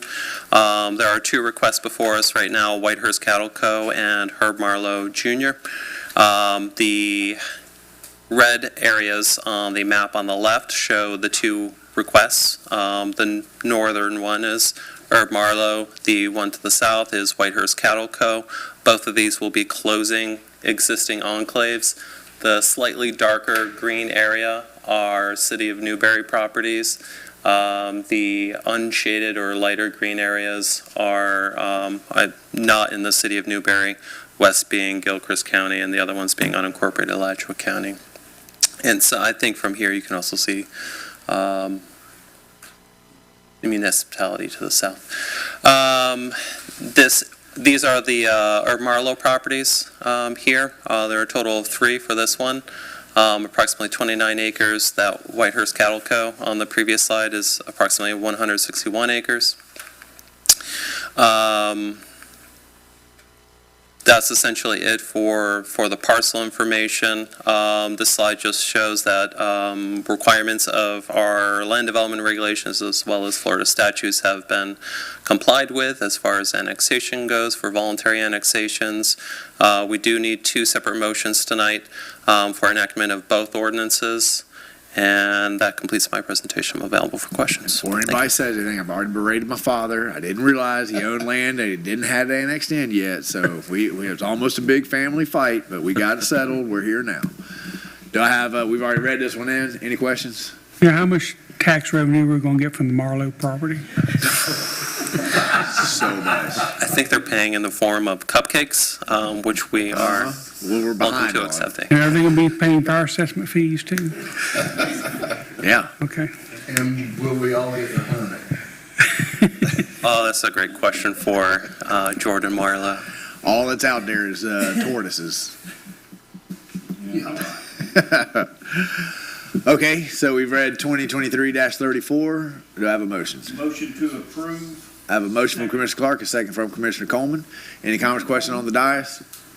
He had his hand up. He was going for it. Is that COVID slowness? All right. We don't do sign. We got to do them both at separate. We got to do them separate, right? So right now it's just 2023-34. Wait, that's that right? Yes, that's 34. All right, I have a motion from Commissioner Clark, second from Commissioner Coleman. Questions from the dais? Public questions, comments? Seeing none, all those in favor, signify by saying aye. Aye. Motion passed unanimously. Mr. Attorney, would you please read ordinance 2023-35 in the record? Yes, sir. There's an ordinance of the City of Newberry, Florida, annexing certain portions of unincorporated Alachua County that includes tax parcel numbers 02579-005-000, 02579-006-000, and 02579-007-000 is more specifically described in this ordinance as petitioned for by the property owners pursuant to Section 171.044 of the Florida statutes, making certain findings, providing for land use, zoning, and land development regulations and enforcement of the same, providing directions to the clerk of the commission, providing a severability clause, and providing an immediate effective date. The appropriate motion is pass ordinance number 2023-35 upon its title, but by its reading by title only. Thank you, sir. We've already received the presentation. I got a motion from Commissioner Coleman, a second from Commissioner Clark. Motion was Coleman, second was Clark. Any comments or questions? Anybody got any questions for staff? Comments, questions from the dais on the motion on the floor? Public comments, questions? Hearing none, all those in favor, signify by saying aye. Aye. Motion passes unanimously. That brings us back in alignment with the published agenda. So we're back on item 13, authorized drinking water state revolving fund loan amendment 2 for elevated water storage tank. I think Dallas is going to lead us through this one. Good evening, Mr. Mayor, City Commissioners. As the Mayor said, this is a request for authorization to execute Amendment 2 to our loan agreement for the elevated storage tank on State Route 26. This is the second step in the SRF process. We were given preliminary design funding. Now we're going into full design. The amount of the loan is $566,000. We were awarded a $1 million grant that we are going to use to immediately pay off this loan. However, the reason we're taking out a loan to immediately pay it off is because if you go through SRF's full process, you get better rates and it's easier to access your construction money. So we're asking for the Commission's authorization for us to incur an additional $566,000 in debt for the State Route 26 water fund, or water tower. And as I mentioned, we do have a grant that'll immediately pay it off. These are the ordinances. I don't have a slide. We don't have a slide, so you need a motion. A motion to authorize execution of Amendment 2 to the loan agreement. Okay, do I have that motion? Motion to approve. I have a motion from Commissioner Clark, second from Commissioner Farnsworth. Comments, questions on the motion on the floor from the dais? Is there any prepayment penalties? No, sir. That's a good question. It's a good question. Any other questions? There is the opportunity that they will give us more grant money, so then we, yeah. Only on the subprime loans I did in the past. Public comments or questions on the motion on the floor? Hearing none, all those in favor, signify by saying aye. Passes unanimously. Thank you. And do you need another one for the second loan agreement, or that was all encompassing for both of them? The first recommended action was for you to review. Was for both. I got you. All right, that takes us to our first agenda item, which is advanced meter infrastructure. Once again, our manager has negotiated a beneficial deal to all parties. Thank you, Mr. Mayor. Actually, he's about to say no, this is a disaster. He just... Thank you, Mr. Mayor. Just kind of getting very close to the end of the AMI conversations that we've been having for the last 8 years now, starting with an introduction, and this is what AMI is, and we got... Exactly. And then we'll go build it, and, well, even that's not enough direction, and then it took longer to build than we thought, but there was a pandemic in the middle of it, and then there was a shortage of material supplies, so what should have been a one-year deployment period has turned into just about 2.5 years. And during that 2.5 years, we made the decisions to do the things that needed to be done and have a successful project, which going back to whenever we did the presentations with the commission and the commission gave us direction, there is not a slide on this. So you can keep scrolling. But so one of the real keys for staff whenever we were authorized to move forward was do it well, do it right, do not fail. And so when we got into this extended period of time, we ended up paying our consultants that were helping us more money. They just had to spend more time help us straighten out issues, but we did it with the knowledge that that we think we have a claim against the vendor, and we think that we have such a good partnership with them that they're going to make it right. And so when we got to the end, we kind of tallied up what they owe us and what we owed them at the completion of our project, and we had spent about an extra $250,000 in consulting fees getting the project across the finish line because of the 2-year delay. And we met with them and said we'd really like to make you whole, and I kind of halfway expected that we would negotiate that out and I'd bring you the best deal that we could negotiate, but they would negotiate it down from $250,000, and whether we'd end up in court or not depended on how aggressive they were. And they said, Mike, if you can let us do it over time through our continuing services contract that we have with you, we're going to deploy a system and then we're going to operate it, and we'll have a continuing services contract for a 10-year period after the deployment that we hope turns into more than 10 years. It's a 20-year project. It's a 20-year system, so we think it needs to be a 20-year ongoing operational contract. Said, if you will allow us to do it over the 20-year life of the project, we will we'll credit you your $250,000 that you spent through those fees. And so they developed a table, gave us an across-the-board 14% a year credit on our bill. So we were, every year, it went up 3% a year, started at about $58,000 a year for this ongoing service to maintain all the hardware that allows our meter system to communicate. And it goes up 3% a year per the contract. And so they gave us across the board 14% a year discount. That totals $243,000, so right at $250,000. It really was kind of the end of the negotiation. We asked for it, they agreed, and they agreed with we proposed to do it in this structure. Staff is satisfied that that's that we've done as good as we could get, better than I had hoped to do in getting this credit, but I think it speaks to the vendor that we worked with to roll out this project, that we are developing a partnership with them And they really want us to be the showcase in the state of Florida, and they want us for 20 years to have a great relationship and to tell everybody that we deal with that when you get into a contractual relationship with Census, that they're going to be a really good partner that looks out for you. So we propose a change order that will result in savings to the city of the tune of about $250,000 on our NAS contract, which is Network as a Service, is what it stands for. One of the things that it does is that it extends the NAS service from 10 years to 20 years. So by contract, it was a 10-year service. They would like to go 20. Staff believes that it should. And we will not make any claims for additional cost incurred due to delays in the deployment of the project. So, Mr. Mayor, that is my presentation, my oral presentation, and the recommended action is in the staff report. I'll just have to read it out. It's a 3-part recommended action.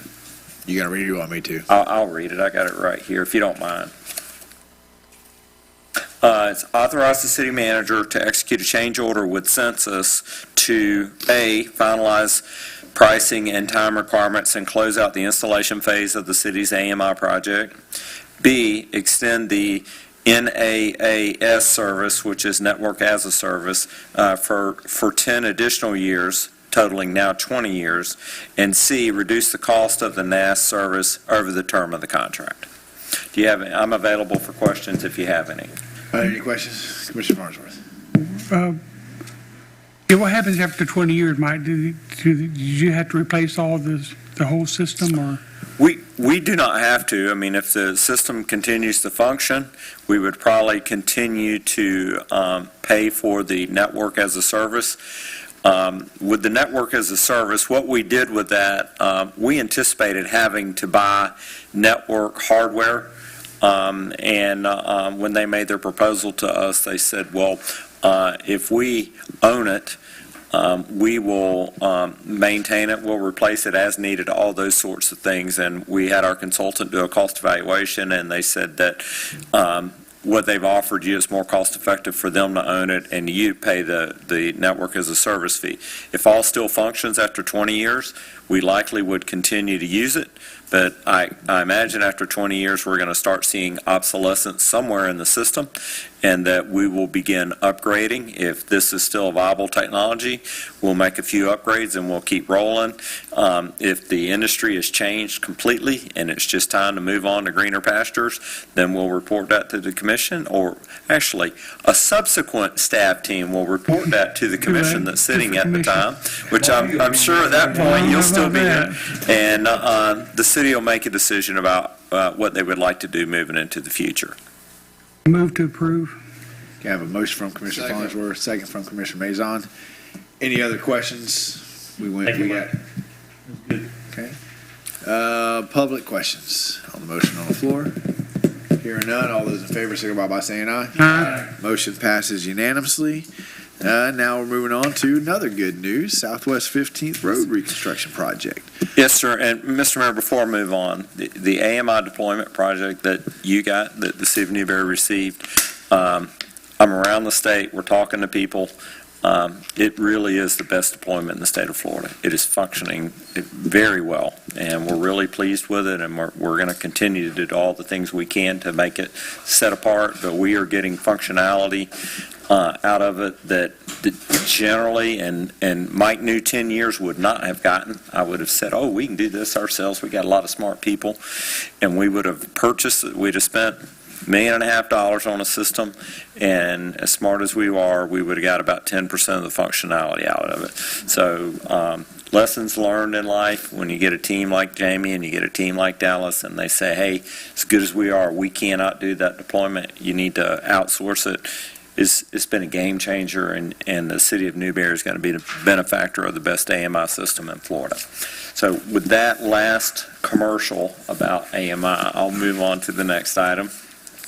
This is just an update. At the last meeting, the commission authorized us to request that the School Board of Alachua County, and I do have a slide on this one somewhere, School Board of Alachua County, but that's not it.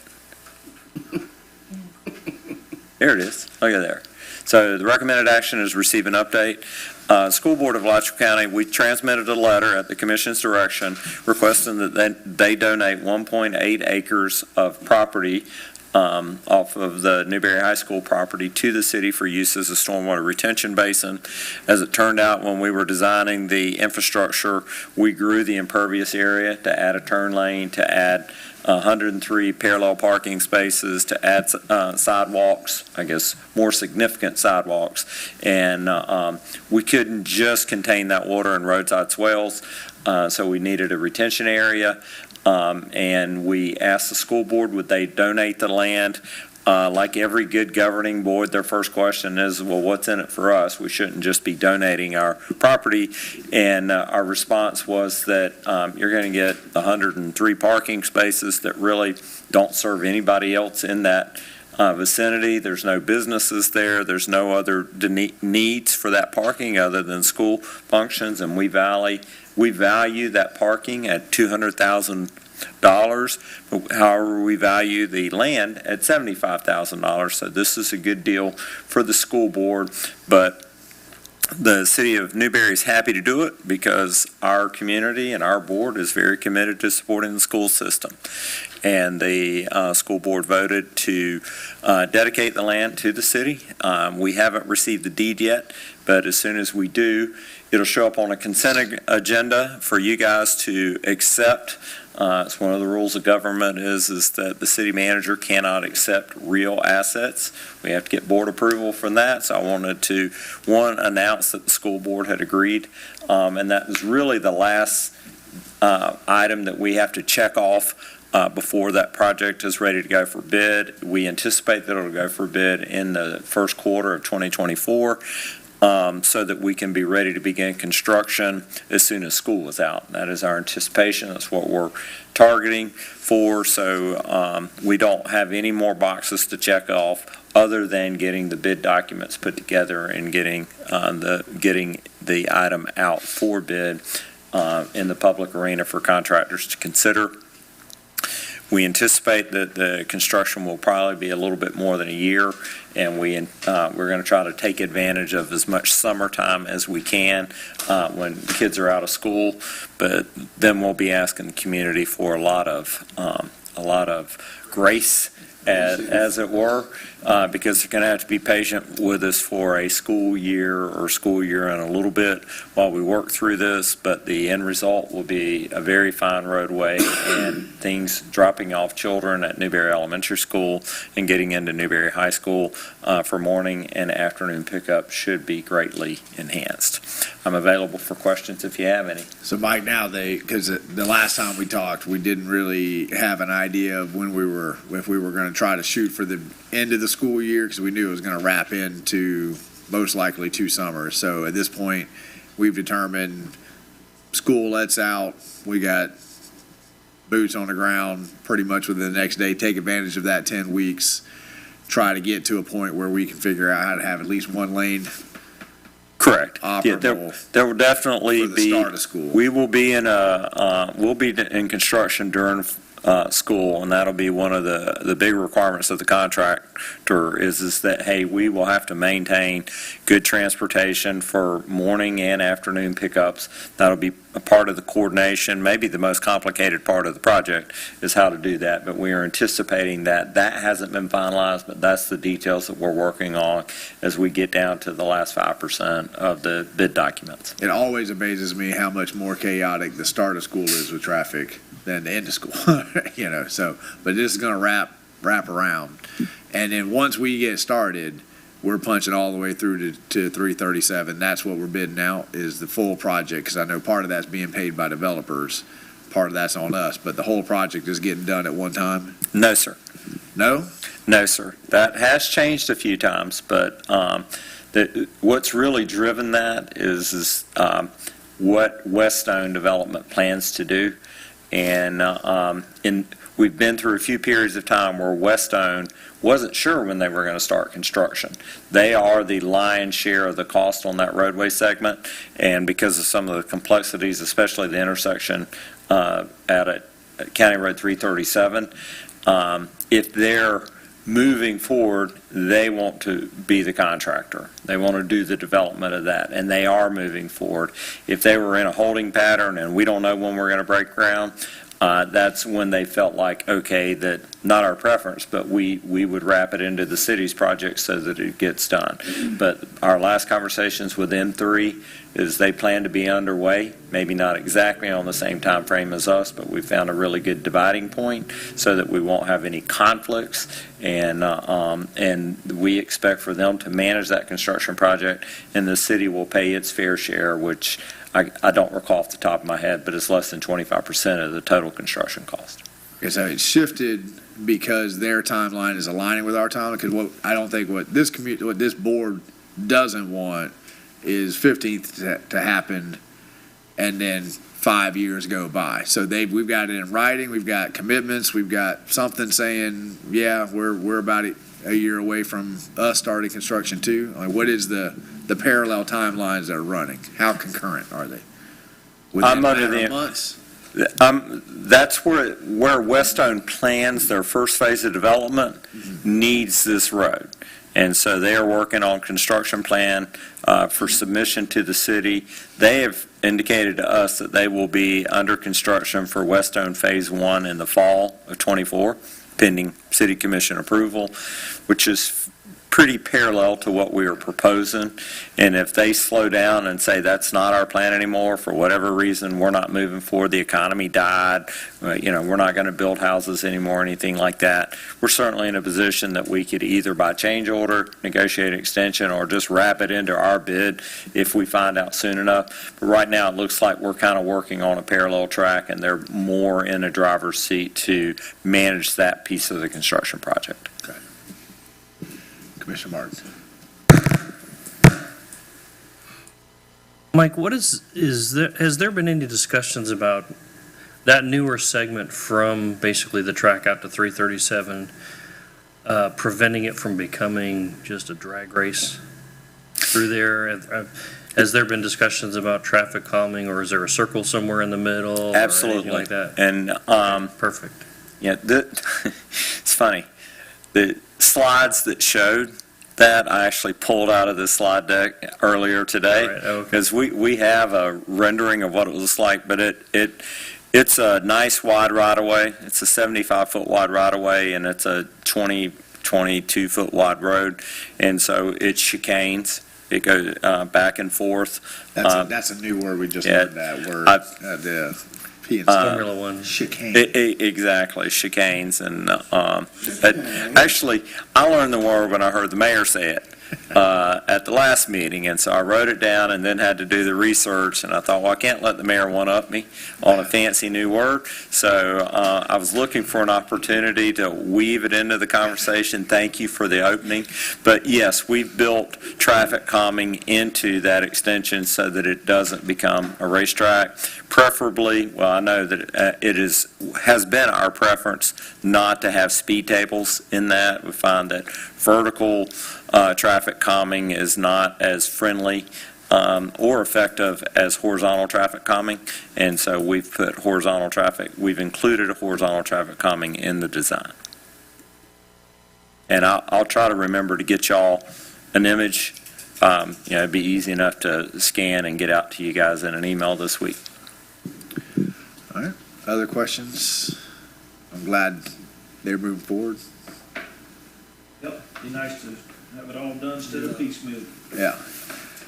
And you don't need anything from us on this, you just needed an update. No, just an awareness that whenever you see, what's that stormwater retention thing doing on the consent agenda, you can certainly pull it off if you want to have the conversation, but it'll be on there because I think you know as much as you can know about it, and I presume that you're going to be willing to accept it as real property into our assets inventory. Pass the SBAC 4-1 with our representative in the Senate. Mr. Mayor? What's that? Why was there a dissent? Our representative didn't articulate her dissent, but she was the one who did ask the question about what the value of the land was, and even finding out that we were offering almost a 2-to-1 ratio of value, it was not persuasive for her. And I interpreted from her also that procedurally that they're required to develop their assets list annually and submit it to some board. And she wanted to know if this parcel specifically had been identified in that report. And the answer was no, it hadn't, because it hadn't been parceled out. What they're doing effectively parcels it out for us, but their staff team didn't offer that, and so I thought she was a little frustrated that she thought they had not done something they should, and that's why I interpreted the nay vote. And her staff did respond that there was a reason it didn't have to, but they didn't articulate that full thing. Commissioner Martin? We have, we purchased property west of the cemetery as well, correct, for stormwater, for the extension? We purchased I believe it's a 5-acre piece, but it could be 2.5 acres. It's immediately west of the cemetery. The initial idea was that it would be additional land for the cemetery, but it certainly could serve as stormwater for this road extension. We do not need it for the road extension. We have enough room in the swales, and so for now, it is unplanned other than additional cemetery area. There in the southeast corner of the elementary school property is a gate. Primarily closed all the time. But I don't know if there's a conversation to be had to facilitate some of the traffic coming out of Original Countryway. We're actually just meeting through there with Captain Levy, Principal McElhaney. I'm not sure if you've been invited to that meeting, but we actually made that request when she was in her very first year, and she was a little bit timid about it because it does mean she has to staff it, but we're meeting over the Christmas break to talk about some of Captain Levy's ideas and make that proposal, because I think there's easily 20 or 30 golf carts that could just go directly from the community straight to that gate. And at this point, any traffic that we can take out from 15. Where's the gate at? It's in the southeast corner of the school property. Comes out of Countryway. Do you know Joe Hoffman's old house? Right there. Right, 16 now. At the end of that house. Jason lives on that street also. Got it. But walking, even golf carts that are coming from New Countryway could potentially get rerouted and go back to there. You know, so I mean, it's but I mean, Jason's captain. No, it's the southeast other side. Southeast corner. Yeah, it just goes right into there. It's a back gate. It goes into the parking lot. But it's a gate that you could drive through, so you could. I used to drive through. Yeah. Road dead ends into it. Yeah. So I think it was more about do I have to have school staff there? And ASO has already offered that they could be there. They'd shut the gate. The school resource officer could help out. So I think it's worth the conversation. Last conversation we had about it, Mr. Mayor, the school, the deputies absolutely shut it down. So it potentially had a change of heart. That's awesome. If not, it may be a short meeting. We told you once, a couple years ago, nothing's changed. It's Captain Levy's idea now, so hopefully Understood. he's the one championing it. Just doing the construction. Yeah. Any other thoughts, questions? Travis, I understand you got like 65 slides on your presentation. Do we need to take a bio break before we move into the next agenda item, or no? No? And Mr., I forgot to mention that I wanted to applaud Travis. I had last two items on the agenda, and he made some comment about a man my age might not make it that late in the evening. And so he volunteered to take the last item, and I just applaud him for, taking a bullet for the team as he did. Well, the manager buys coffee the next day for everybody who presents very last. Absolutely. Is that right? Yeah, we have staff meeting at 7 a.m. tomorrow morning, by the way.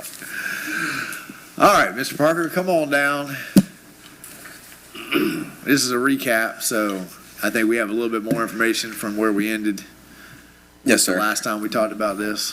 Good evening, Mr. Mayor and Manager. Mr. Manager. Oh, he got me all messed up. Commissioners, recommended action is to authorize the city manager to execute a contract with Rad Sports for continued management and operations of Champions Park through the conclusion of the City of Newberry's interlocal agreement with Alachua County. The initial agreement was dated July 13, 2010. The expiration date, the important information, the expiration date is September 2025 for the interlocal agreement. If we were, in our discussion at the last meeting, if we were to vacate now, the interlocal, the property would then revert to the county, and then it would be their decision as to determine the property's fate. If we were to wait 2 years through the agreement conclusion, then it will be our property to decide. Thank you. I'll go through all this. You guys have already seen majority of this. I'm not going to sit you through that. Something I did with the opportunity to get in here in front of you and talk. So a lot of times we talk about the tournaments. How does it work? This is just something I took from the internet. This was a event that they were having. The entry fee, $200 to $300. You can see that there's also a gate fee that they charge, and this is just one entity that I grabbed off the internet. So you can see where the money is going, entry fee, gate fee. That goes to the host of the tournament. And just a real quick breakdown of the tournament fees, you can see that in this case, USSA would get around 26 grand in gate fees and the actual fees for the team fees, whereas the operator of the park, who maintains it, at $40 a game, gets around 6 grand. So just kind of a good way to kind of see how that system works. I showed you guys this last time. Again, authorize city manager to execute a contract with Rad Sports for the continued management, and that contract would be for 2 years. That's at the conclusion of the interlocal, and then it has an option for additional 1 year if the commission were to decide that would be the next step. Okay, Commissioner Farnsworth? Only you made a motion in the middle of a sentence last time, but that died by this point. Do you want to make the motion again? No, he seconded it, so it's on the record. Yeah, but it was in the middle of the presentation.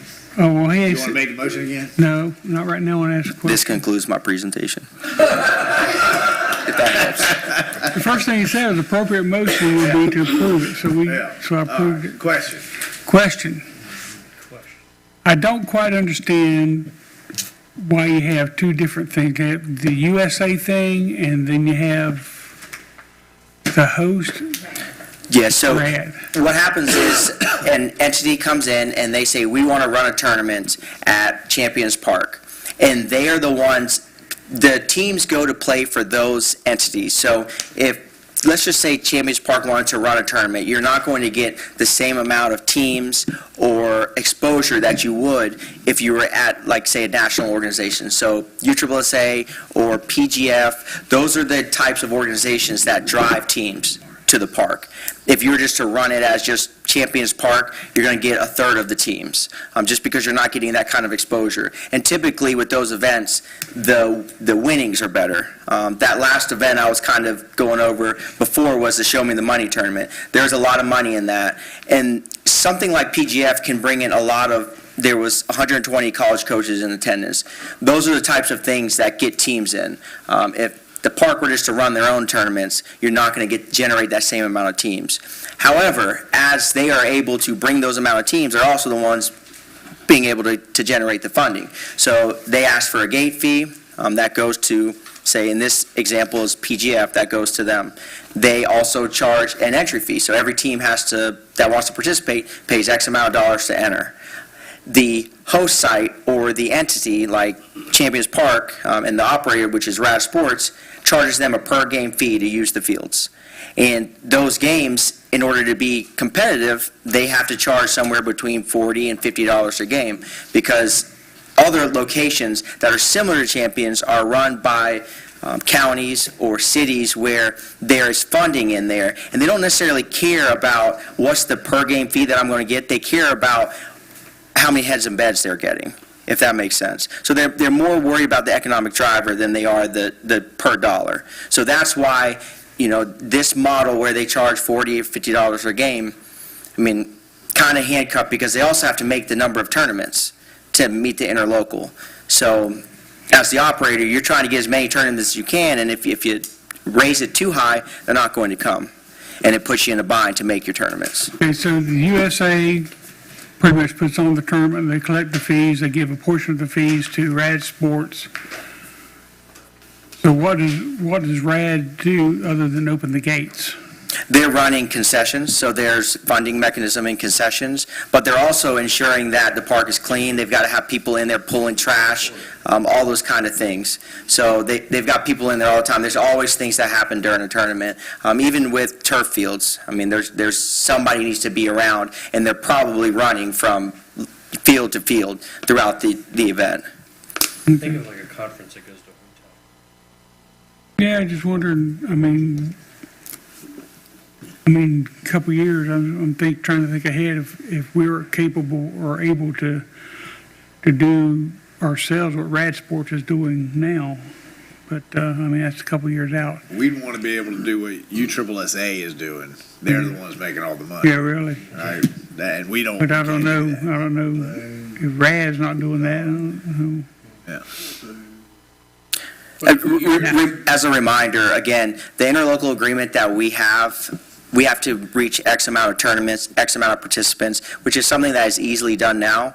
But when that were to be expired, we would have the ability to probably raise prices a little bit. We're not contractually obligated to bring in X amount of events per year. I mean, maybe you could raise that cost. You know, you might lose some in the short term, but eventually they will come back. Well, then, at the beginning of this, we had a lot of conversations about how much traffic do you actually want in there, because the traffic in there wears out the turf, it wears out the facility, and then you have the operating costs, and the long-term operating costs are really the crux of this board's questions, right? It's not, as long as people are coming, right, we don't really care, heads in bed, but it's when the turf wears out and somebody comes back and says, hey, we need $2 million. Who's paying that? That's where we get to this part, right? So, as we've talked about, we have a developer right around there who is in the middle of making long-term business plans about what's going to go there based on the belief that Champions Park is going to be a draw. So I know there was some consideration last time of maybe, terminating a little bit early. I think that this motion on the floor, which I still need, it buys us enough time to work with our local developer who's making those business plans to make sure we're all on the same page. So I know that we are all frustrated with the park out there right now, but we don't have a good plan for the future. Move to approve. Motion from Commissioner Farnsworth. Second from Commissioner Coleman. Any comments, questions? I've said it before, I've talked to Mike, I've talked to Travis, I've talked to you, Mr. Mayor. This thing, we've got to maintain our contractual agreement, not to put our city in a bind to buy anything, but this thing is becoming an eyesore, and it ain't the cream of the crop place that it was when it first opened, and it's starting to show its wear and tear, and there has to be some way to either fund this thing and get it above board again, or close it down after this is done, or take it over. But either that or go to turf. There has to be some serious communication with the county, with either the builder out there. Somebody's got to come on board and get this thing up to par, because it's an embarrassment to our community as it keeps going forward. I mean, I know we've all heard it. Y'all have all heard it. So, you walk in a restaurant, you get tired of hearing what's wrong with Champions Park. We don't use the thing. Our schools don't use the thing. It's all in this contract. They're making money, he's making money, but we ain't.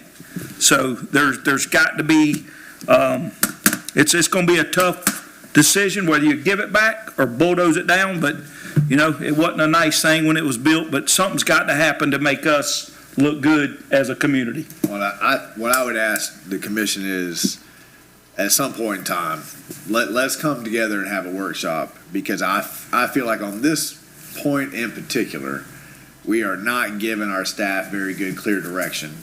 I hear everything that Commissioner Coleman just said, but from the county standpoint, they're going to say, our Commissioner Clark just, Good. What's going on? But when we have that conversation, the county's going to say, we put $7 million into it, right? Wasn't their money. I get that, right? But But they're we going to feel look at us, I know. right? So when you say something like somebody's got to step up, I think the eyes right now is on this body, right? Is who's going to step up. So that's why I think we got to start giving a lot better, clearer direction. Well, we have a developer who's willing to put in some money. We got a county that's we need gonna help tell from the us. county too. We fill the hotels there. We don't have hotels here.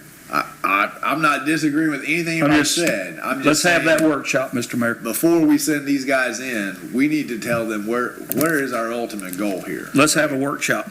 So, and I think that workshop needs to be included with the developer, including the parents who are reaching out to all of us complaining about it, right? So that we can hear and make a good decision. But one of the reasons why this is dangling is because we hear it's a boondoggle and let's let it go away. Let's leave. No, it's part of the development's long-term financial. It's got to stay. Somewhere this body has got to say, this is where we're headed with Champions Park, so that these guys can start making us a plan to get there. Because when we clearly communicate to them, they come back with a good plan to get us where we want to go. But right now, we're not doing that. I agree. Workshop. Commissioner Martin? We have to make lemonade out of lemons. Yeah. Fresh squeezed. All right. So I had a motion by Commissioner Farnsworth. I had a second by Commissioner Coleman. Any last comments from the dais? Public comments, question on motion on the floor? Any last staff thoughts? You got everything you need? All those in favor, signify by saying aye. Aye. Motion passes unanimously. That takes us to city comments. Mr. Manager? Thank you, Mr. Mayor. Just wanted to report that the city conducted its fifth annual tree lighting ceremony. It was the best that the city had ever hosted. It was extremely well-run, biggest crowds ever, well-attended, well-received. So hats off to our team that really put forth a lot of effort in a good event. Just give us enough time and we can really deliver excellence. Mr. Mayor, just a reminder to the community and the City Commission that we have a special meeting tomorrow evening. It's going to be here at the City Commission chambers with overflow seating in the municipal building to discuss two land use changes.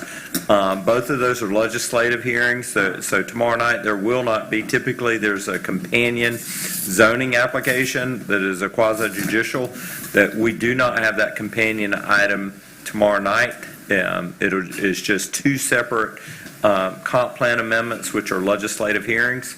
But we'll move those through, or we'll have those hearings and have an opportunity for residents that didn't feel like they had an opportunity to offer public comments. We're going to have room for them in the municipal building. They can come over, offer your comments, and the companion zoning applications are behind by maybe 4 weeks. So in early January, if the land use actions are approved, then you should see the zoning actions coming a little bit later. And Mike, what time is City Hall and Municipal Building going to be open for residents who want to make sure they get a seat? So City Hall closes at 6, meetings at 7. So 6:30 for both yeah. buildings, it'd be fair. Yes. 6:30 we unlock, whoever wants to go.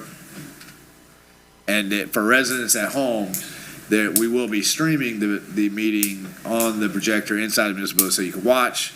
We'll give a good 5-minute warning. Everybody who wants to speak can come over here and line up so you can watch the meeting there. If you don't get a seat inside City Hall, you'll sit in there, watch the meeting, and you'll know when to come over. And you can see how long the line is and figure that out. Yes, and sir. 6:30 for both, or 6. It's When do we want to open up the doors? Because I just want to make sure it's fair for 6:30. everybody. 6:30. We'll make them open to the public at 6:30, Mr. Mayor. Okay, perfect. Thank you.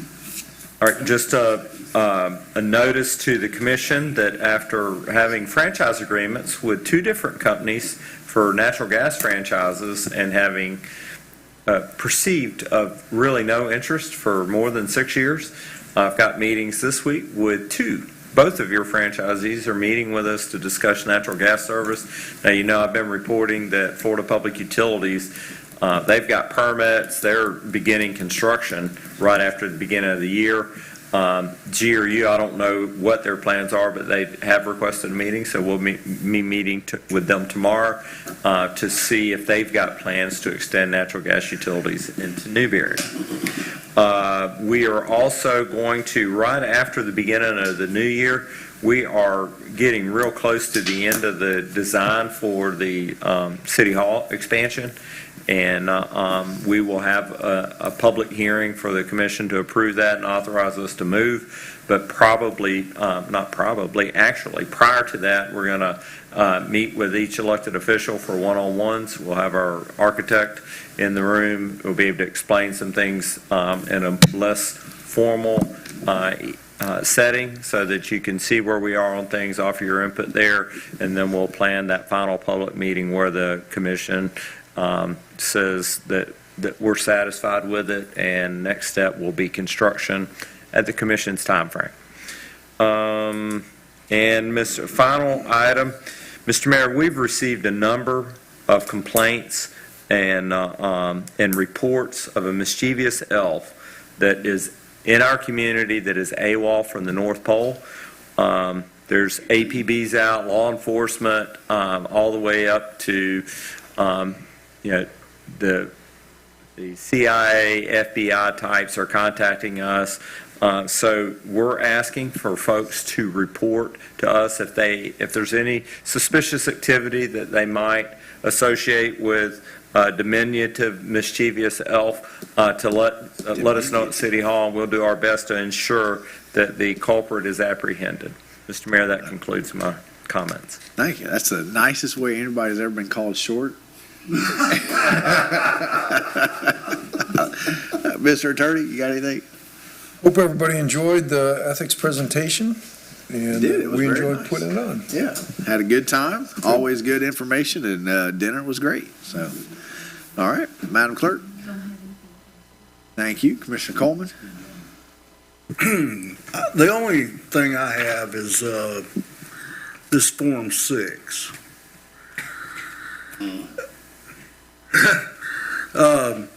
Are we going to maybe have like a workshop to teach you how to do it? Well, it's pretty thick.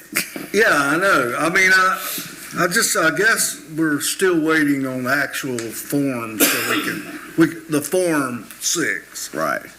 And I think the question, Madam Clerk, could you and Janine do a little more research on this, and maybe each commissioner can kind of come in and make sure they're doing it right with a little guidance? Because when I look at those forms. Oh, so you have seen the form? When I click on the link, it doesn't take me to the form either. Yeah, that's. But I just know my history of forms. I don't do well with them.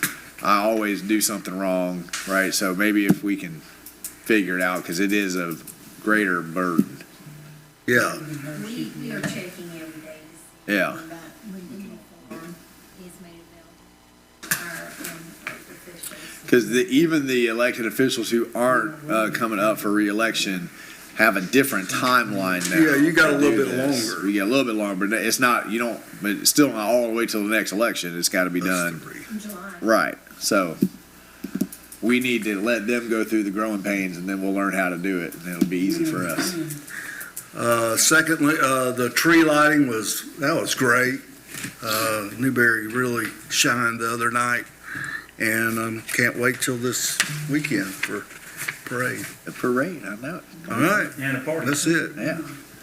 I got a couple things, Mr. Mayor. I'd like to caveat, thank you, the tree lighting was awesome. My family enjoyed it. The kids enjoyed it. The bomb, the dynamite masher, it all worked out fabulous. Thanks, Scott, for the training. The food was good. The training was good. And I know we got a couple things. I want to ask, number one, say thank you to everyone, I missed this, that supported the Veterans Memorial Gala. It was a success, and we hope to do it again. We don't know when or how we're going to put that committee together, but we did raise some money. I don't have the final figures in yet, but we will get that to the Dallas so we can get it, and then we'll know exactly what we've raised so far for the Veterans Memorial. I know we got the ranch coming up, and I've already asked Mike this, or once this goes into effect, all this will be clay, correct, Mike? And Central Florida, both? Yes, the ranch development has its electric territory split between Clay Electric east of the railroad tracks and Central Florida Electric west of the railroad tracks. But there's no way for us to get involved in this at this point, probably, negotiating that territory out? I don't see an effective way for us to do that. Okay. And, well, it just stays on my mind about being an electric utility for us, that we can't grow because we're hamstrung to the old rules that it doesn't make sense to me. Because rural carriers are rural carriers, and if we're going to develop, it's not rural. So it just still, I'd rather have our own utilities department running our stuff. And I'd also like to ask whether staff and legal, or to get us some more info or updates that need to be made to our solar farm ordinances, and how quick we could get those maybe back so we can do some serious homework before something else comes in. We're at the finish line. Mr. Mayor, I believe our timeline is we're going to have proposed changes to your ordinance in January for consideration. That's coming in January? Well, thanks, Mike. That's our For our plan. ordinance? Yeah, we've taken the request that the city commission made at our last two meetings. We've discussed that item, and we're taking the changes that you requested. We'll incorporate them in the ordinance as a strike through and underline, so you can see the modifications, and we'll have it for you in first reading. I don't know if it's the very next meeting or the meeting after that, but it's one of the January meetings. Okay, thank you. That's all I got, and God bless America, and, continue to pray for our troops that are deployed. Well, we have tomorrow night's meeting, but this is our last regularly so, scheduled. so I want to start over. All right. Staff, thanks a lot for everything y'all have done this year. All y'all, done a great job. And Merry Christmas, because, this is our last meeting. Oh, and that's including you, Scott. All right. We got one tomorrow to say Merry Christmas. Yeah, but tomorrow's different. Yes, different feel. Before we leave Commissioner Clark's comment, because I hear what Mike's saying, there's no real good, effective way to answer this question, but I guarantee you 1,000%, once the ranch is built, there won't be an effective way. So I see heads nodding every time Commissioner Clark brings this up, at least about the urban service area. It is a fight. There's no doubt about it. There's legal implications. There's all those kinds of things. But if that is the will of the dais, I think that Commissioner Clark needs at least two more commissioners to speak up before it is too late. So it might mean holding up the ranch a little bit. It might mean holding up other developments a little bit until we figure that out. But if this board believes that Newberry should serve the urban service area, then I think that that's another thing. We've had one commissioner that has brought that up multiple times. But in order for staff to dig in and attack it, it has to be something that the whole board says. Yeah. And it's been 2 years, he's kind of brought it up back and forth. But I guarantee you, once the ranch is there, you'll never be able to get it, right? The only shot is now, right? And there may be some implications on timing, but this is the last shot. Now, we could still go to the other side, right? And it may be that you never get the urban service area completely, but it's hard to argue with the point that Newberry should control at least the urban service area. But we've got developments that are happening down there with Weisman, right? The ranch. The only time to have a shot at that is now. And I'm sure that Mike is right. It's probably too late. But I have seen miracles happen when this board gives clear direction. Anybody want to embark? That's like an AMI law.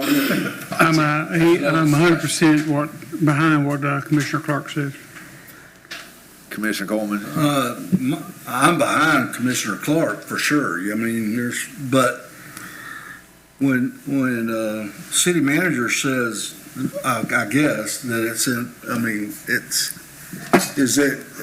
my question is, it's going to be expensive and long negotiation. Do what? It'd be expensive and a long negotiation. The biggest challenge is the debt services required. I mean, there are processes where utilities negotiate for territory, but it typically is you get an appraisal on the value of the infrastructure that's in place, and then there's, I've never seen one that didn't include an adjustment or a payment for about 2 years' worth of profit calculated. So I know that converts into a seven-figure check for the city of Newberry to undertake, to take those service territories on. And past conversations where we had with the commission was seven-figure type of investment to pick up territory was beyond what we were willing to undertake, and we've left it with that. If the commission is interested in talking about a seven-figure acquisition of territory, then there's a path to get there, but it does involve investment. There is no taking. Newberry has no grounds to simply say we're claiming this territory, get the heck out. No, we're going to have to buy the infrastructure and make a year or two's worth of lost revenues to the current utility providers. Which is why now's, because once they put the poles and lines. You can't do it. So, and if this passes tomorrow, or this passes, would that, either way, would that delay the builder out there? I mean, I think in practice it would, because when we swapped the territory out of Champions, that was over a year of negotiation with Central Florida Electric.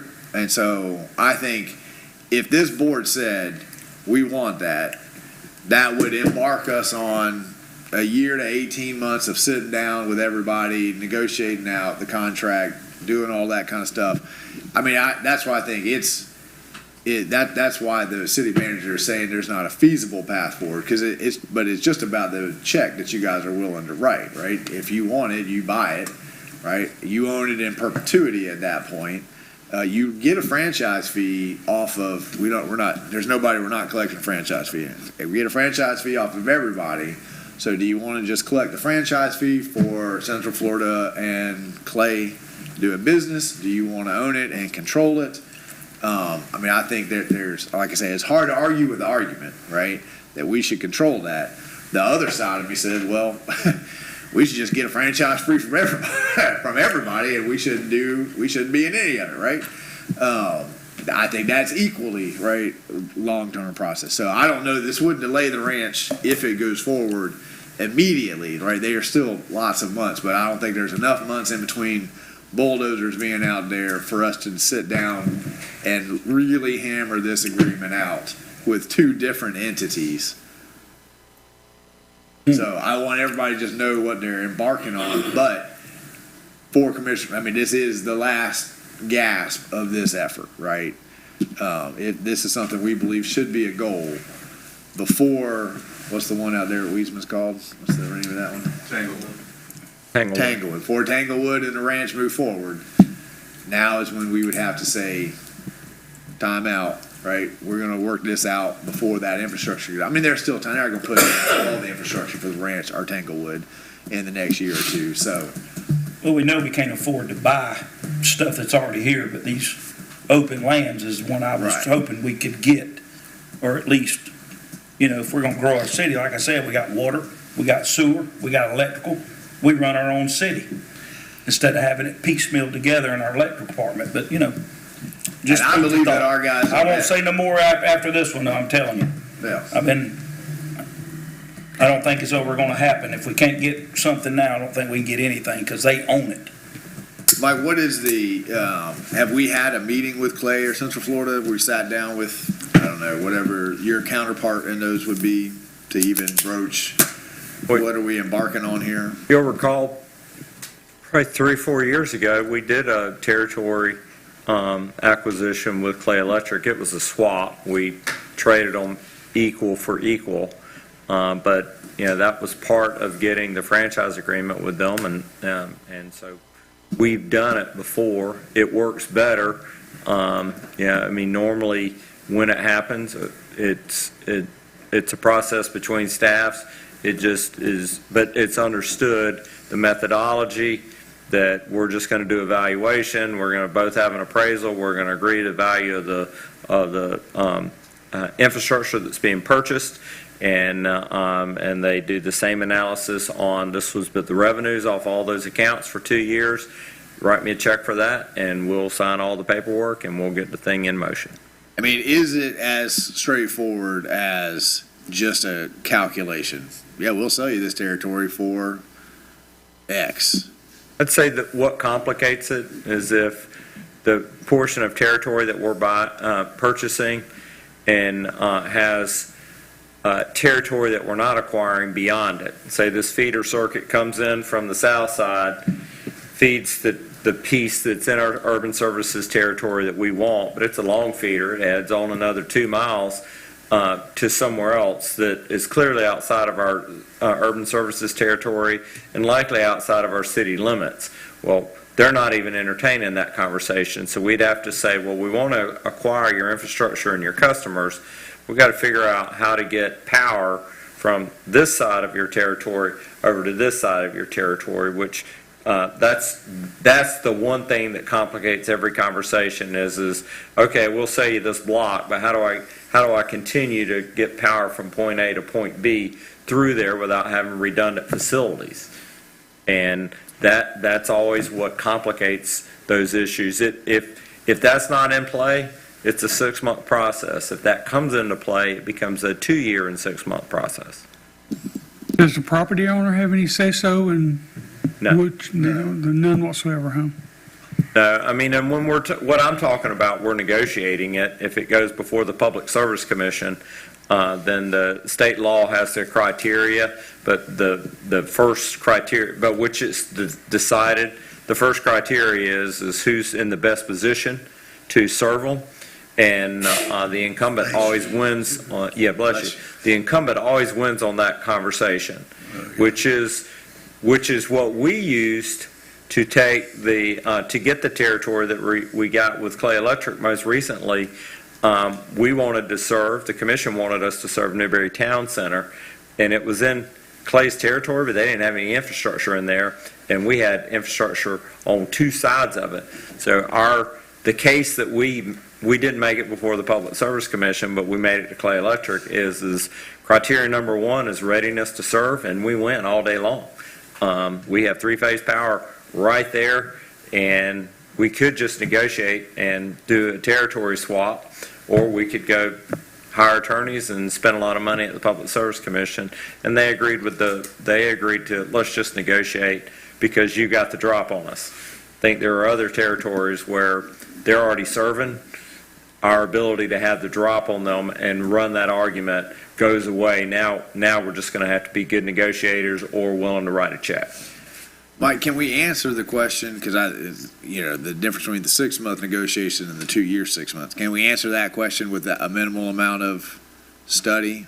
It'll require a conversation. I mean, we could study it, but the easiest thing to do is sit down with them and say, if we were to acquire this territory, can we just buy your infrastructure? Do you still have to build infrastructure to support what's beyond it? We could do that. It might raise the hair up on the back of their neck a little bit, but it's easily the best way to just find out the answer. Can we do that before, because right now, the track, Tanglewood is already moving. The ranch, if everything goes the applicant's way, is end of February, beginning of March. Can we have that conversation before that final second reading for zoning, just so the board can say, this is a 6-month conversation and it's just a price tag, or this is a 2-year, 6-month conversation with a whole lot of legal negotiations and fees and a 7-figure price tag to boot at the end? I think, Mr. Mayor, if we're just talking about Tanglewood, the conversation probably can go quicker because it is a vacant tract of land. But, when I look at the urban services territory, it continues down 202 till 15th, and then it runs down 15th a piece, and it ends up going over to 30th. Now, I happen to know that Those are 1 to 20 acre lots back there, and they're all fed off clays laterals that run through the middle of the trees and through a bunch of easements. If we're talking about acquiring that as well, because it is in our urban services area, that valuation all by itself is more than 6 months. Just getting someone to run through there and identify all that infrastructure and determine what the age of it is and what it's worth. If we're talking about the 200 acres that is Tanglewood, pretty quick, but if you say the entire service area in that region, then I would say that's going to involve a significant amount of time.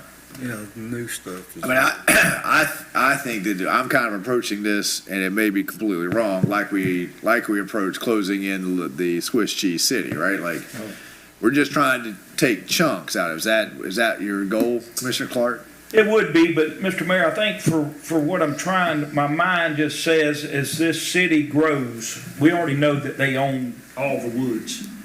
We get these new subdivisions, why can't this city take care of the customers that we sit at this board, make a new subdivision, but we get nothing out of it but a franchise fee? Our electric department will be stagnant in no time. We run a certain area and that's all we get. So Tanglewood and the ranch ranch may get voted down. Maybe I'm wrong, Mike, you're welcome to, I'm just saying I want to grow. Job creator too. It is. Is it better just to go on our $15 a month per head and roll for this city, or do we give Clay Electric our entire city electric? So by February, staff can give the board I just wondered what it was. An outline of what we're embarking in. That's what I think we need. An outline of what we're embarking in. If we go down this path, how many months? Food for thought. How much money? Right. Exactly. Just ballpark numbers, because oftentimes I feel like we say these things and it didn't take us 30 seconds to say it, but it's going to take staff 2 years. That's right. I ain't trying to embroil them in them. If it's millions, we can't afford it. Yeah. Okay. Well, how does GRU expand all the way out into the Jonesville area? They got there first, right? Well, no way.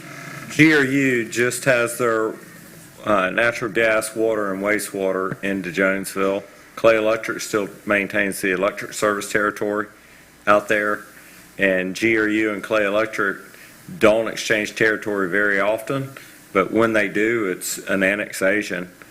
GRU and Clay have a working rule that the city of Gainesville would like its service territory to match its city limits. They're way more compact with us, and so when they annex, they sit down and figure out what the value of the land is, and they do that exchange.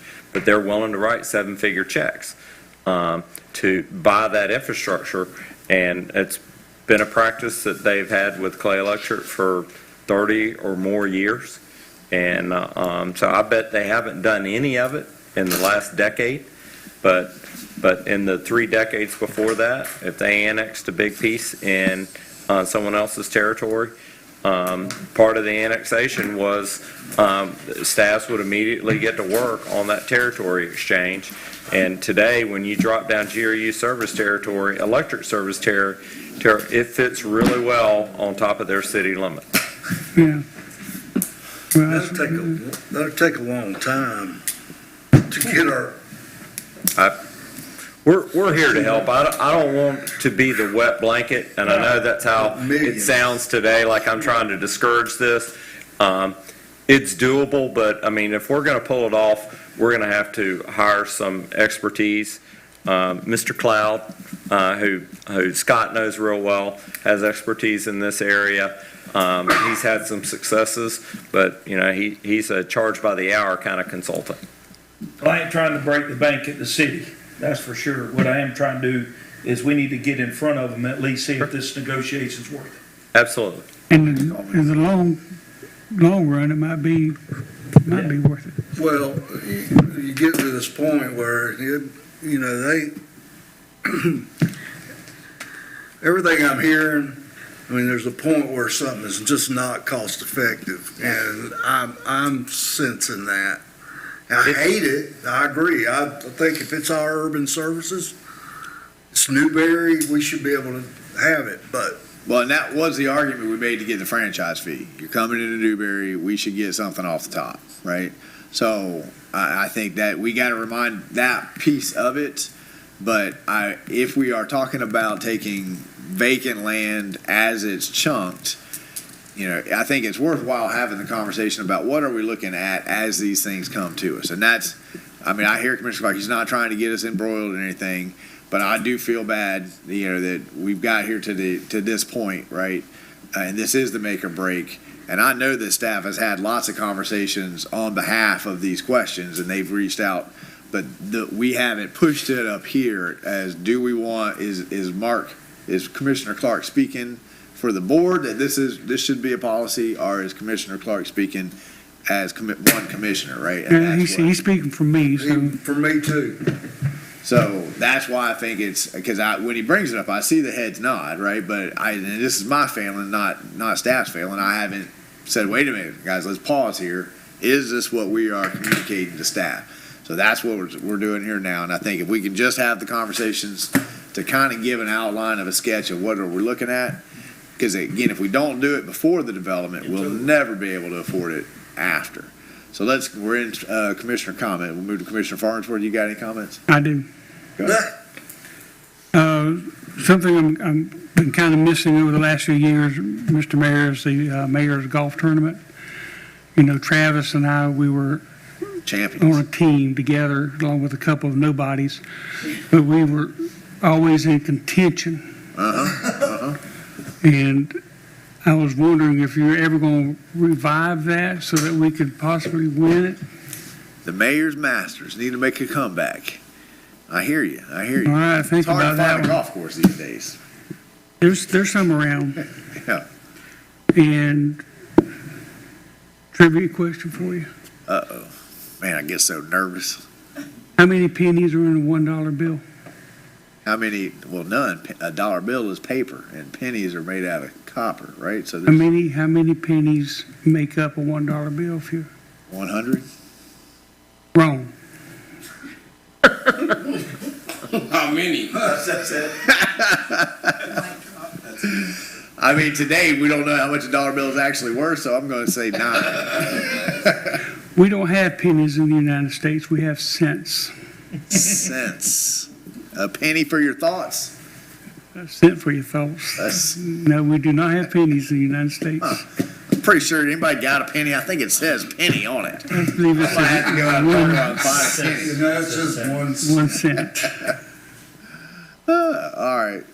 Commissioner Barton, you got anything? I'll wait till tomorrow. Thank you. Commissioner Mazon? I'll wait till tomorrow. Why You gonna not? wait till tomorrow too?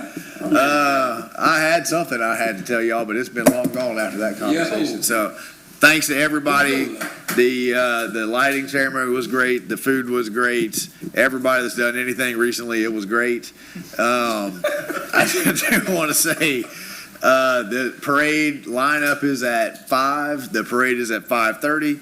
Produce place, right? During the parade, we'll have the municipal building opened up. That is the gingerbread contest, so go in there. December 17th, which is the Sunday right after the parade, is the toy giveaway in Lois Fort Park. That's going to be a phenomenal event. Lots of things going. I'm sorry I missed the golf cart contest, but I saw all the pictures, and that looked great too. So everybody is on board downtown. I'm getting all the compliments about the tree lighting ceremony and Christmas, and I can't wait to go over to the fire department because I see they've got their decorations up, but I haven't made it by there at nighttime yet. And if I had anything else, it's gone, so I'll bring it back up tomorrow also, right? I agree with Commissioner Quillen. This is our last official meeting, so Merry Christmas, everybody. Thanks for a great year. Citizen comments. You waited here all night, sir. You want to say anything? I got board adjustments. All right. You were like, please make that gavel. All right, 2 minutes on the clock, so everybody run to the restroom real quick, and we'll have a board of adjustment meeting.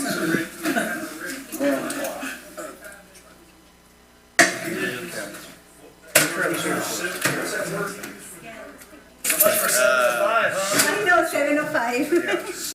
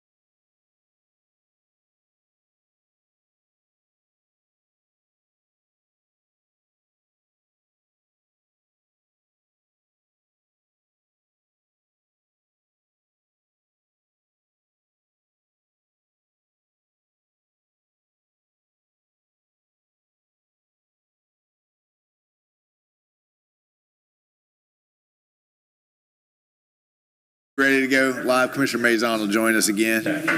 Yeah, you're right. They're way more sophisticated than we are. All right, ladies and gentlemen, we're going to go ahead and call this Board of Adjustment meeting, which was supposed to start at 7:05, to order. And we'll begin with an approval of the agenda as it was published. I have a motion from Commissioner Coleman, a second from Commissioner Farnsworth. We'll wait for Commissioner Mazon to make it all the way back up to the microphone. He's coming. He's almost here. All those in favor signify by saying aye. Aye. Motion passes unanimously. Can I have a motion to approve the consent agenda as it was published? I have a motion from Commissioner Farnsworth, second from Commissioner Coleman. All those in favor signify by saying aye. Motion passes unanimously. We are moving into a quasi-judicial for Resolution 2023-62/SDP 2308. Since we're in a quasi-judicial procedures, means the commission will stop being a legislative body and become a judicial board, which means we have to follow certain rules and adhere to a different standard of decision-making. The primary rule must follow concerns testimony. The substantial and competent evidence standard must be met when the judicial board makes a decision. The standard states the following, and I quote, all public testimony will be taken under oath. Everyone testifying will be subject to cross-examination. All documents and exhibits shall be entered into evidence. Giving opinion testimony is limited to experts. Closing arguments will be limited to the evidence of record. Mr. Attorney, would you please read that ordinance resolution into the record for us? Yes, sir, I certainly will.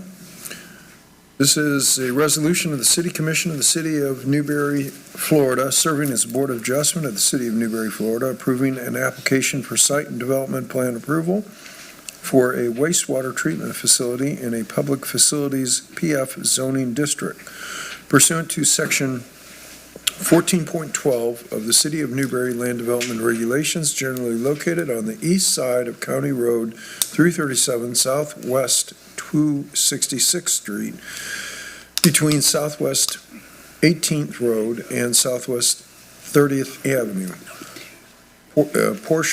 Tax portion parcel numbers are 2538-009-001, 02538-008-000, 02538-007-000, 02538-010-000, Gesundheit. 02538-005-000 on approximately 195.73 acres within the corporate limits of the City of Newberry, Florida, repealing all resolutions in conflict, providing an effective date. Appropriate motion at the appropriate time will be to pass Resolution 2023-62 SDP 23-08 upon its reading by title only. Thank you, sir. I'm Yes, going to sir. ask the clerk if you would swear in the applicant, staff, anyone wishing to participate.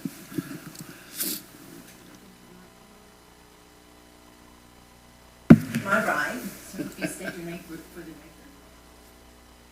record. My name.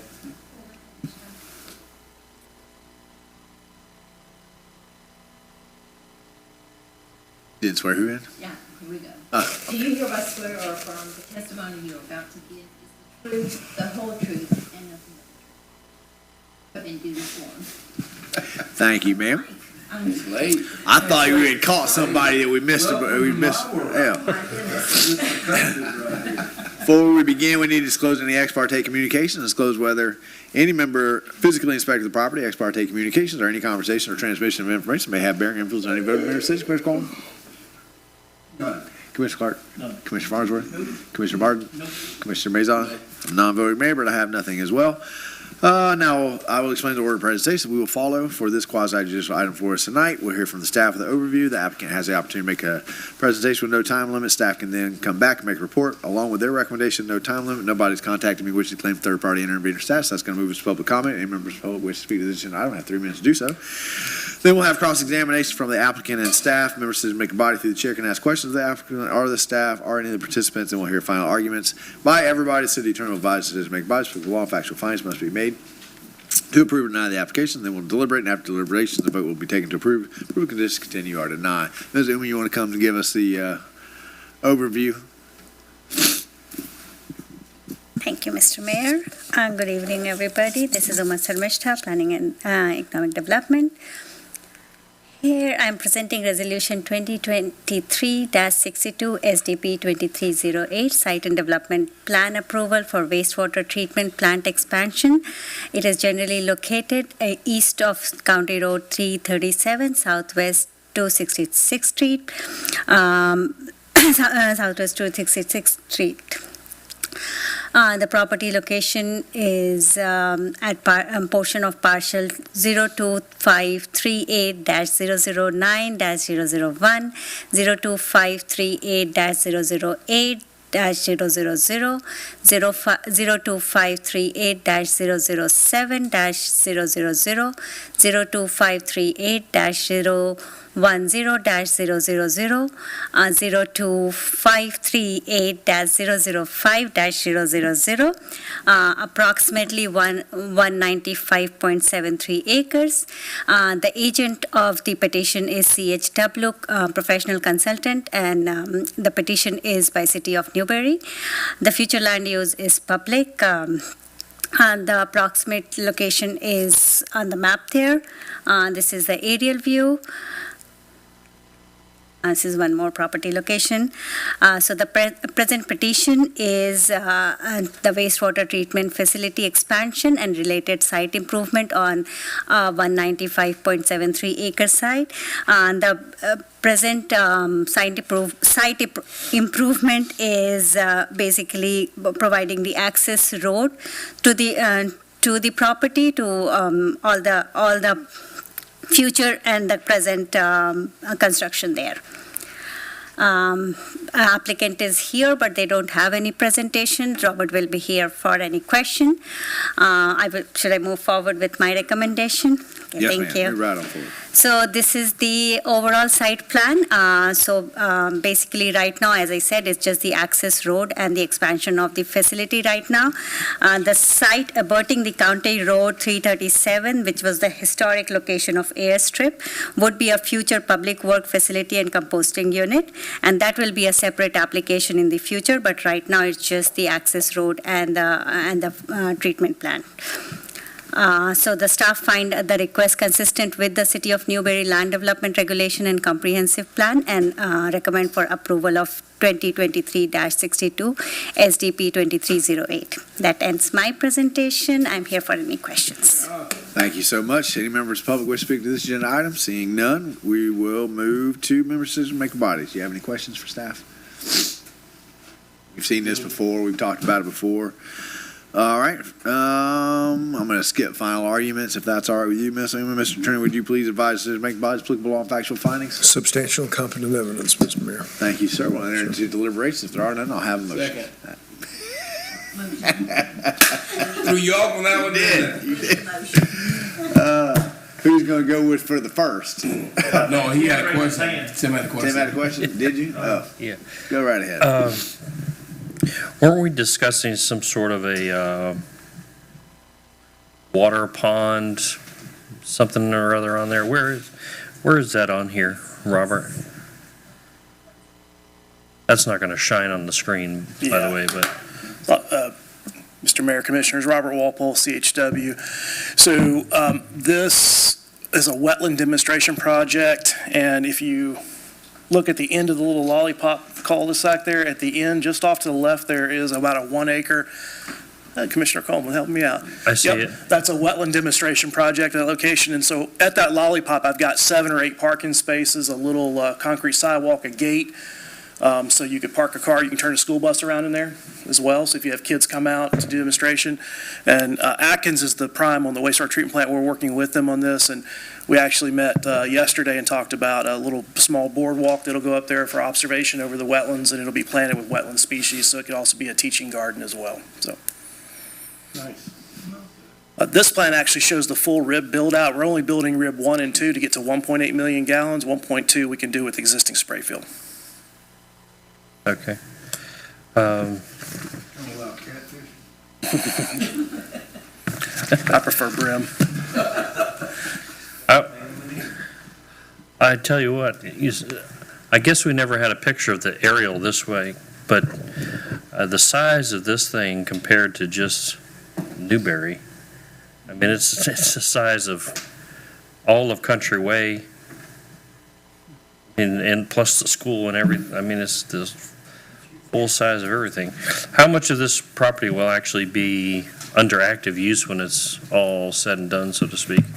Mr. Mayor, Commissioners, if you look at that north-south roadway that kind of bisects the plant from that, all the uses south of that are, quote, the environmental park, compost facility, master stormwater basin, future public works compound or city use, potentially Alachua County, if they play ball with their facilities. Fire. So you've got, in a fire, so you've got about 60 or so acres set aside kind of south of that line. So of the 195, approximately 135, 140 are dedicated just to the actual treatment plant and treat facility. And just so you know, tonight, the conversation in Archer was their expectation to grow much more quickly. And would they be able to buy more capacity? The way that Jamie has this design, I think the word is trains. So we're putting 600.6 amount of flow. We can continue to add those on. So the way that Jamie is designing this now, we'll certainly have future costs, but we'll be able to continue to just add on to this. So Jamie's setting us up. He's setting up the guy who comes after him in a pretty good spot. Much better than what Jamie came into. And before you go, Mike, make sure you pass on. We're glad that Jerry's wife made it home and is recuperated. And she's doing very, very well. Yeah. She's a lot of pain. Christmas miracle. Got her home. Pass along our thoughts. Any other questions, Commissioner Martin? No, but I'm unprivileged of the reference. Oh, I apologize. Jerry's wife just had big surgery, and she was able to get in and went well. So he's been going through some rough family times right now. I think he shared that with the P&Z, so that's where my confusion came in. Other questions? Okay. So I had a motion I did not. I got a second. I need a motion. I have a motion from Commissioner Clark, a second from Commissioner Mazon. Comments, questions, motion floor from the dais. Public comments, questions, motion on the floor. Seeing none, all those in favor, signify by saying aye. Aye. Motion passes unanimously. I know with the topic I wanted to say, we did get the new numbers of Newberry residents that go to our schools. And the new 2023 numbers is 81% of Newberry Elementary School is populated by Newberry residents, 54% of Oakview is populated by Newberry residents, and 48% of Newberry High School is populated by Newberry residents. So I know what's that? Yeah. So good timing on that information. Thank you, staff. Thank you, Brian, for going out and getting it. Are the rest magnet programs? Some are magnets. Mix. Again, the numbers that we're seeing, a lot of kids being bussed in from unincorporated. I think the largest density there is Jonesville, which is the same information that we reported back in 2016. It is in 2016, our report was a little over 60% of the elementary school, so the elementary school population has grown, but there's still roughly 20% capacity for Newberry residents. Yeah, and Mike? I think predominantly both Oakview and, or at the middle school level and at the high school level, Archer doesn't offer a school. So at the elementary school level, Archer kids go to Archer Elementary School, but whenever they move up to middle school, they're zoned for Oakview, which moves them, they're out of our city limits, but they're in our school zone. So it could be a little misleading if you're not familiar with that, but the school board, that was your ask of them, is to get the school zones to more closely align to our city boundaries. And it's about, Optimistic that that's going to get yeah. I keep hearing from the superintendent and two of the board members that will not pass until it is reflective of municipal borders.